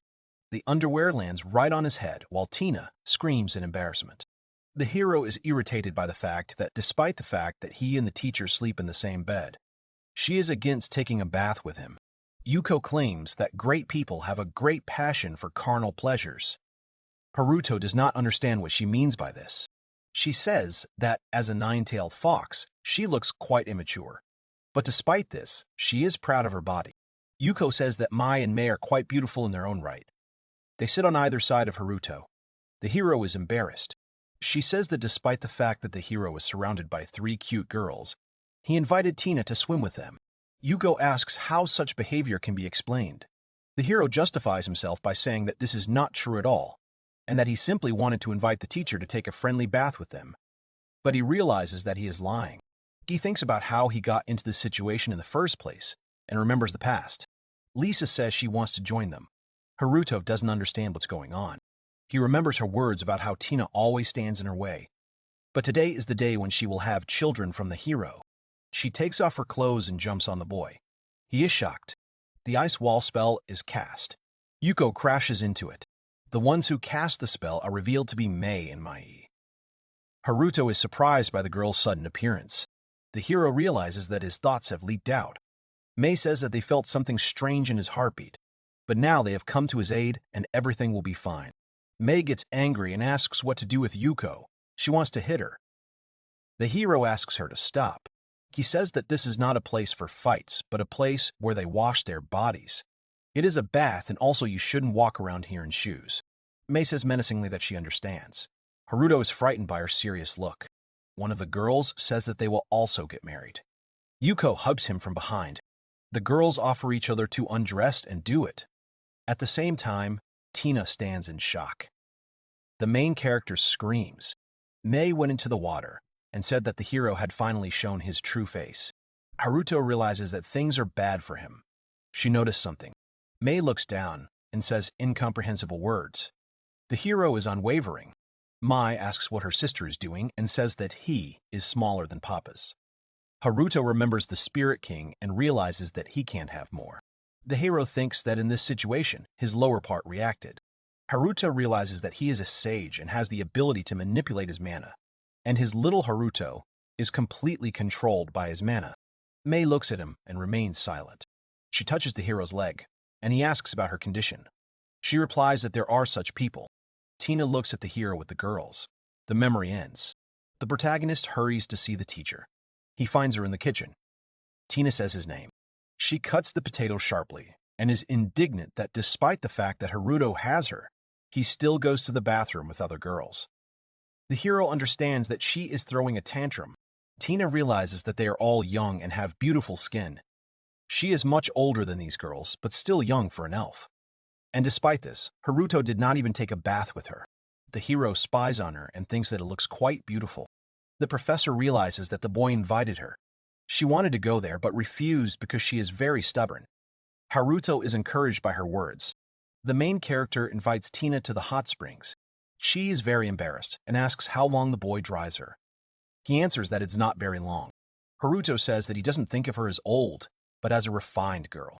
Tina cries from embarrassment and reproaches the hero for having heard everything. He apologizes to her. Haruto asks what the teacher thinks about his proposal, and if the girl wants to go to the hot springs with him. She gets embarrassed and asks if they will go just the two of them. The boy answers her question positively and says that they will go only together. Tina is happy and agrees to go with him. Haruto is happy with her agreement and says that they will go there next weekend. The professor is looking forward to this trip. She was so nervous that she didn't notice how she peeled a whole mountain of potatoes. The hero asks what they should do with it. Tina sheepishly replies that it looks like they'll have to eat only potatoes for a while. The hero smiles and replies that they will eat her quickly, since there are 5 of them. The teacher asks with a menacing look why Haruto said 5. He replies that Mai and Mei have become his spirits, so he is thinking about letting them stay in the guest room. Tina's hands are shaking and tears are welling up. She understands everything. The hero is frozen in understanding of the problem. He realized that after he promised to go to the hot stokers together, he was able to calm the professor down. Tina looks somewhere up. She thinks about how she promised Haruto to go to the hot springs with him. From the very morning, and in fact from the very day the hero called her, she was incredibly happy and was really looking forward to this meeting. Tina thinks about how the day before she spent every free minute looking at the main character, and then everything seemed a little deceptive to her. The professor admits that she always looked at him, even when he was surrounded by other girls. She's glad that she can finally spend time alone with Haruto. Tina notices that there is something lying under the door. What was lying under the door turned out to be a letter. In the letter, the girl finds a message from the main character, which says that he will wait for her at 10 at the fountain in the city center. Tina blushes at the thought of dating her student. The girl picks up her hat, thinking about a date. Tina admits that a date with the main character is one of her cherished desires, which she wants to fulfill on this day. The girl comes to the fountain and notices Haruto, calling out to him. The student responds and greets his teacher. Tina, in her thoughts, notices how the main character's clothes suit him and that he looks extremely attractive in them. Tina apologizes for the wait, but Haruto reassures her by saying that he just arrived. The protagonist notices his teacher's new clothes and compliments her on her appearance, saying that she looks cute too. Tina blushes and says thank you. Haruto invites Tina to go and extends his hand to her. Tina silently takes his hand. At that moment, the girl blushes and asks herself two questions. What should she do? And will her heart survive today? The protagonist takes Tina to the carriage, to which she asks him if they will ride on it. Haruto answered positively.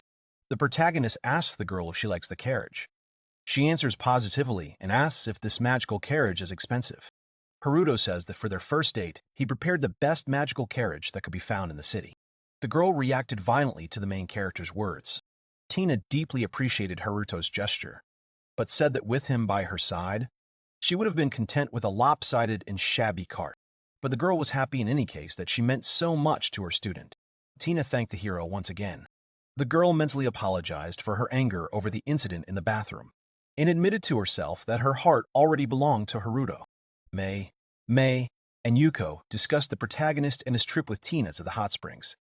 Yuko wonders if they've arrived yet or not. Mei asks Mei what a hot spring is. She replies that it is a place for bathing in nature. Yuko goes to bed and says she wants to sleep, and Mai asks her to do some chores first. The fox reveals that she recently used up the mana stored in her 9 tails, and therefore needs to sleep. Nine-tailed fox says that she wants to sleep as much as possible during the day, and if she slept with Haruto, her mana would recover much faster, she claims. Mei tells Mei that she is hungry, to which her sister replies that feeling hungry in human form is quite unpleasant. Mei tells her sister that Tina left them food. Mei says that if her memory serves her right, the main thing is to warm it up.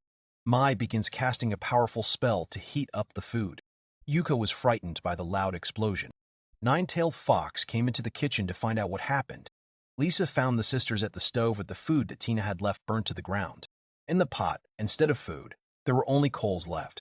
Yuko was upset because, from her words, she really wanted to try the curry cooked by Tina. The girls apologized to the fox, after which an idea immediately came to her mind, judging by the expression on her face. Yuko, saying, "Oh well," tied the bells on her apron. Yuko decided to make an omelet for the younger ones, reminding them that they should be grateful to her for this gesture. One of the sisters was delighted, and the other was perplexed. Meanwhile, Tina and Haruto, having stopped in the forest, decided to continue on foot. Due to the abundance of dangerous creatures in the forest, the teacher convinces the main character that with her, no monsters are scary to them. The hero asked Tina why she was warming up, to which she replied, to defeat any monster in their path. The protagonist asked his professor to leave the monsters to him, citing that they were on a date and he didn't want her clothes to get dirty. Haruto uses the fire spear spell of fight herself facing Minase, fight herself the, not herself for. Twin wondered how many spells the boy had combined to summon such a thing. She also emphasized his reliability. The protagonist tells the girl that he hunted local monsters yesterday, but he could have missed a couple, so just in case, he called the Fire Knight. Tina asked if he hunted monsters in the forest on purpose. The professor told the protagonist that she was glad that he was worried about her. Tina said that she could stand up for herself because she is level 250. The girl said that she was ready to fight if necessary. Haruto was silent for a few seconds, remembering the past. He asked to be allowed to protect Tina, at least for a short time. The girl nodded approvingly and said that she relied on Haruto. In her thoughts, Tina concluded what a wonderful young man the main character had become. The heroes, having reached the springs, found a place to change clothes. The girl noticed that there was no one at the springs. Haruto said that he had reserved a place for them. Tina blushed sharply. The girl realized that this would be the first time the main character would see her naked. A question arose in her head. Would everything be okay?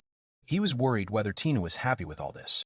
Meanwhile, at the estate, Haruto's father was sorting out the bills for the hot springs reserve, renting the most expensive carriage, and buying tons of dresses and other women's clothing.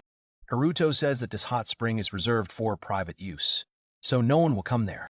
As a precaution, the protagonist raises his hand and magical runes appear at the end of his palm. Tina looks at him in surprise and asks what it is. Haruto says that it is a perception distortion spell that will prevent anyone from the outside from seeing that there is a source inside. The protagonist says that their silhouettes won't be seen either, so the couple can relax. In her mind, Tina admires the fact that her student has learned to create protective spells.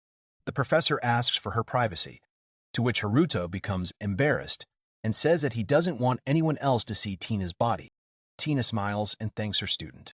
Haruto asks his companion if he wants to go to the springs together or separately, to which she replies that she wants to be with a young man. The hero takes off his t-shirt and invites Tina to go. The protagonist turns to his teacher, saying that he feels awkward under such a close gaze, to which Tina blushes and apologizes.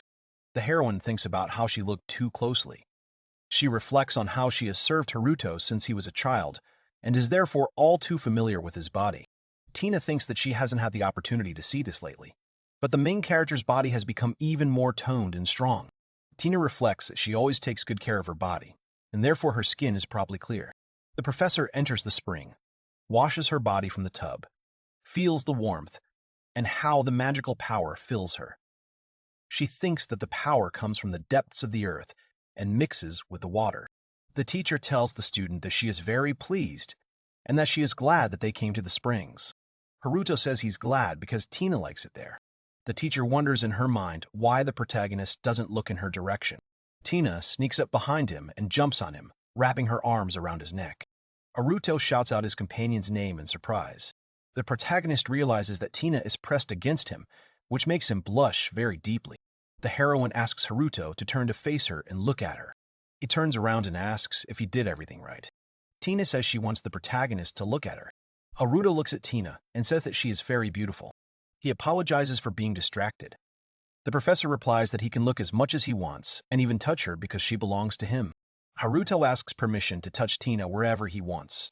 She agrees. He reaches out to kiss her. The hero kisses Tina on the lips. He says he wanted to touch her lips and it was their second kiss. She was already prepared for him to touch her body and call him by name. Tina hugs him and says she wants more. They kiss each other, simultaneously asking each other about their feelings. The couple holds hands. Haruto asks if they can go. The teacher looks at him with loving eyes and agrees. The protagonist creates a magic circle and Tina asks what he's going to do. Haruto replies that it's for teleportation, and if they walk they'll sweat, and they just got out of the bath. Tina asks about teleportation magic and thinks that she has heard about it but has never seen it. Teleportation works in such a way that if you were in some place before and left a magic circle there, then with the help of another circle, you can teleport there. Tina thinks that it's incredible that Haruto has such magic. She asks the hero if he can really teleport. He replies that he himself recently learned about it. Haruto goes on to explain that through a rift in space, he can re-release himself to a place where he has previously set up a magic circle. Something like summoning himself. He leads Tina into the magic circle and says that they are leaving. The magic circle glows. Tina opens her eyes. They found themselves in their village. The girl thinks that they teleported. The hero asks her if she is hungry. He heard that there is a good restaurant here. Tina says she's hungry and thinks it would be great to spend more time with Haruto. She stops and asks what happened to the magic carriage. Haruto tells her that the carriage is left. Tina asks if they are teleporting home. The hero replies, no. The main character says that he wanted to stay in the village and even brought luggage there. Haruto tells Tina that if she doesn't want to stay, they can go home. Tina exclaims in agreement with the offer to stay. There is a sarcastic laugh in the heroine's head, and the thought that this evening Haruto will be only hers. Tina takes her student's hand and offers to go. There is only one thought in her head. She is a very happy person. Educational institution, Ifris. Ryusen says that something happened to Tina and Haruto. Melody agrees with him. The main characters smile at each other. It's night outside. Ryuka asks his brother when he will finish training. Ryuzen replies that he will finish soon. His sister says that she is here because she is worried about the hand that he restored, but she does not know if her brother's going to exhaust himself and train further. Dragon Tribe. A person with dragon blood in their veins has a powerful class of abilities in battle, but there are very few of them. They only trust those with high pride and strength. Also, the Dragon Tribe only has one companion for life. There is a good reason. The dragon god of all dragons and dragon people. The one who developed the system called the Dragon Priestess for the prosperity of the people. By allowing the women of the captivity, who gave strong protection, to use powerful methods of restoration and heal all races, they strengthen the faith in the dragon god. This faith becomes the power of the dragon. The role of the dragon Miko is not limited to other dragon people, but is to associate with powerful people and have children. People in this world can have children from other races. The child born will inherit the race of either parent or become a mixed race. But under the protection of the dragon god, Miko's child will surely become part of the dragon tribe. There was an oracle from the dragon god who infused the blood of the magic system into the modern dragon Miko. Ryuka asks Ryushia if he should keep the fact that he is her younger brother a secret, since it is awkward that he is the family member who has just entered school. The boy says, offended, that she is cruel. Ryuki's younger twin brother decided to enroll in the magical academy of Ifris to find a life partner and be his sister's guard. The girl says that her brother will protect her. He agrees. Wyushin turns to his sister and asks if he can't fully transform into a dragon. If he can get it from Haruto, she clarifies what her brother says about the fire spear. Ruisen replies that yes. Ryuka reasons that if Haruto uses fire attribute magic, his brother will be able to obtain the spear. She says that if the hero's magic was a fire or water attribute, then at the last minute, he would have left a piece of his soul so that she could revive him. Ryuzen is shocked. Ryuka reasons that if Haruto can use light attribute magic, then his brother cannot fight him. If the protagonist absorbs Ryushin's power, it will definitely not leave fragments of his soul. The brother understands that this opinion on the side of the main character was much greater than his concern. Ryuzen reasons that most likely the sister thinks of the main character as a candidate for her companion. She replies that yes. The brother is puzzled. Ryuka reasons that his mother also said that you can't choose human races. Their lifespan is short, and their body is fragile. The girl says that when she looked at Haruto's strength, she didn't care about race or anything. Her brother agrees with her and says that the only problem is life expectancy, and if you compare it to their race, which lives for hundreds of years, then the life of people is a little short. Ruka sighs and says that maybe there is no problem with that. Ryushin asks the girl if she will be at peace once she has fulfilled her duties as a priestess, and when Haruto leaves her first. She replies that she is not so heartless and thinks that the problem with the main character's lifespan can be somehow solved. The boy asks about life expectancy and says that it will be quite difficult, and there are many things that prolong a person's life. It's all clear to him. With Haruto's power, it will be possible. Ryuka agrees. She says, there is a big problem that needs to be compromised. She can't win otherwise. Sister stabs Ryusen in the stomach and says that she will not make the form more voluminous. He lies at her feet and says that his older sister is already charming enough. She says that listening to him is disgusting. Ryuka talks about her attractiveness and says that if it's true, then maybe she has a chance too. Ryusen says that if you look at them, you can say that the main characters have mutual feelings. The sister replies that none of this matters. She says that Haruto is a human and she heard that people can have multiple wives. The hero is confused by his sister's words. Ryuka explains that, in other words, she and Tina can become Haruto's wives. The brother is surprised by his sister's idea.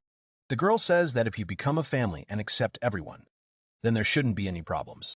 She explains to her brother that this will allow her to fulfill her duties as a priestess. Ryusen finds her strange and says that this is not like her. Ryuka blushes and says that she started following Haruto. Her brother realized that she was head over heels in love with him. She introduces the protagonist and says that perhaps it is the dragon priestess instinct that tells her to target Haruto. Ryuka remembers that every time she senses his magic, her heart starts pounding so fast that she can't calm down. She thinks his smile is very cute. Ryusen is very surprised by her words. He understands that in the dragon tribe it will never be possible to have more than one bride. Brother asks about her target being Haruto. Na answers that yes. Ryuzen understands that his sister is still adapting to people's lives. Ryuka admits that a dragon priestess companion must be strong, but she wants to be with someone she can love as a person, which is why she chose the protagonist. Ryuzen understands that it is his duty to protect his sister until she finds a companion. He does not provide support or anything else, but he is sure that she does not need it. He is wondering how his sister will approach the main character. He will watch this. Ryuzen wins the duel and leads Tina's class to victory. He is happy with his victory. His classmates make good-natured jokes about Ryuse's strength. The dragon tribe is the strongest among humans. The male black dragon also has pride. Ryuka smiles and thinks that he is definitely stupid and will probably train hard again tonight. Ryan is surprised. The student council president asks if the first years in the class are reserved and did not participate in the match. The deputy replies that the dragon man is too strong. He continues to explain that because of this, they can't get into the ring. Ryan thought about it with a smile on his face. Tina, naked, asked permission to join Haruto, who was taking a bath. He answered positively. Since visiting the hot springs, the young people began to occasionally take baths together. Suddenly, Yuko walked into the bathroom and exclaimed that it was not fair. The nine-tailed fox stated that she also wanted to take a bath with Haruto. At this moment, one of the twin sisters used the spell Iceland. Yuko slipped, a puzzled look on her face. Having flown almost the entire bathroom, she fell straight into the wall, causing the wall to crack. The twins stated that when the protagonist is not dressed, they cannot just give away all the demon's magic, because that is when they can get more magic. Haruto asked everyone to calm down, since it would be better to share his magic in turns. Yuko disagreed with the protagonist, saying that she could no longer give in to her sisters. Lisa stated that the number of nights she can sleep next to Haruto has decreased because of Mai and Mei, and Tina is the only one who can sleep with him every night. Tina asked Yuko if she should join the rotation too, to which she received a positive answer. A conflict was brewing between the girls. Tina clarified what the fox meant. Haruto tried to get everyone's attention and stop them. He wanted them to listen to him. He asked everyone not to change places at night. This was his special request. He admitted that it was because he loved Tina. Everyone looked at him. One of the sisters immediately said that she would do as the main character asked. Besides, she had known about it for a long time. Mai, following Mai, repeated her words. Yuko had no choice but to go against her master's will. It was easier than the protagonist expected. This surprised him. Tina was embarrassed. Haruto's feelings were understood by the sisters, and they promised to respect his choice. Yuko said that Tina's food was very tasty, so they wouldn't resist her. Tina turned to the main character and said that she was very happy. She thanked all the people in the room. Haruto answered with a simple yes to her words. All the girls except Tina remembered that the main character was standing in front of them. The girls pounced on him to get mana. Tina asked the hero what he would like for dinner. He thought about it. The girl thought it was good that the products were sold near our class and remotely thanked everyone who guarded their things in the classroom. Haruto said that the class test was passed by everyone except Ryuzen, but he enjoys great success in fights.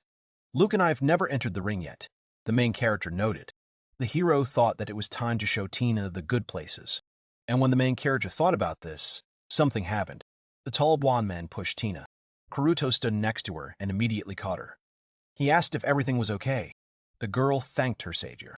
The blonde stopped and apologized to Tina, saying that he was lost in thought. He asked if she was hurt. Suddenly, he was surprised. He recognized Tina and asked if it was her. The elf said that she was even more beautiful up close. He came even closer and declared that he liked her. The couple had one question in common at that moment. What just happened? Haruto envied the ease with which the elf said these words. The elf apologized again and introduced himself as the head of the student council. His classmates stood behind him. Tina said that she knew them and that they were quite famous within their school, which made the blonde delighted. The elf called Tina a famous teacher, repeated that he liked her, and offered to teach in his class. The hero tried to intervene in the conversation, asking to stop. The president cast a sharp, contemptuous glance in the direction of the protagonist and asked who he was. Haruto replied that he was Tina's student and stated his name. The main character stated that she had been teaching their class for 7 years and named the only time the class teacher changed. The elf answered him by saying that their school had a system of exchanging class teachers. Haruto was surprised that such a system existed. The assistant explained why it was unpopular. He said that only the top class of the previous year could apply to use the system. He realized that their class was stronger than the older students last year. The elf answered the protagonist mockingly. He again suggested that Tina take advantage of this opportunity and become a class teacher in his class. The hero was outraged that no one was going to consult with him. The elf said that he had long since surpassed the current class teacher in magic, and that now they especially lacked magic lessons. The student council president said he wanted to attend Tina's classes, and that she was being celebrated as a heroine. Haruto thought, as soon as he had the courage to say that he liked Tina, he thought that Tina's fame was his goal from the very beginning. The protagonist asked if he had the right of veto to refuse this, to which the presidential aide replied that he did. He said that if Haruto wins the match against the opponent you applied for, then you don't have to agree. But the elf hastened to warn the main character. Last year, they did not lose a single match in the class. The hero's mind flashed back to the joyful moments he spent with his teacher, causing him to steel himself. The protagonist said that he wanted to refuse and that he would fight the elf class and would not give up his beloved. The president looked at him disparagingly. Tina was embarrassed, but her eyes showed that she was grateful.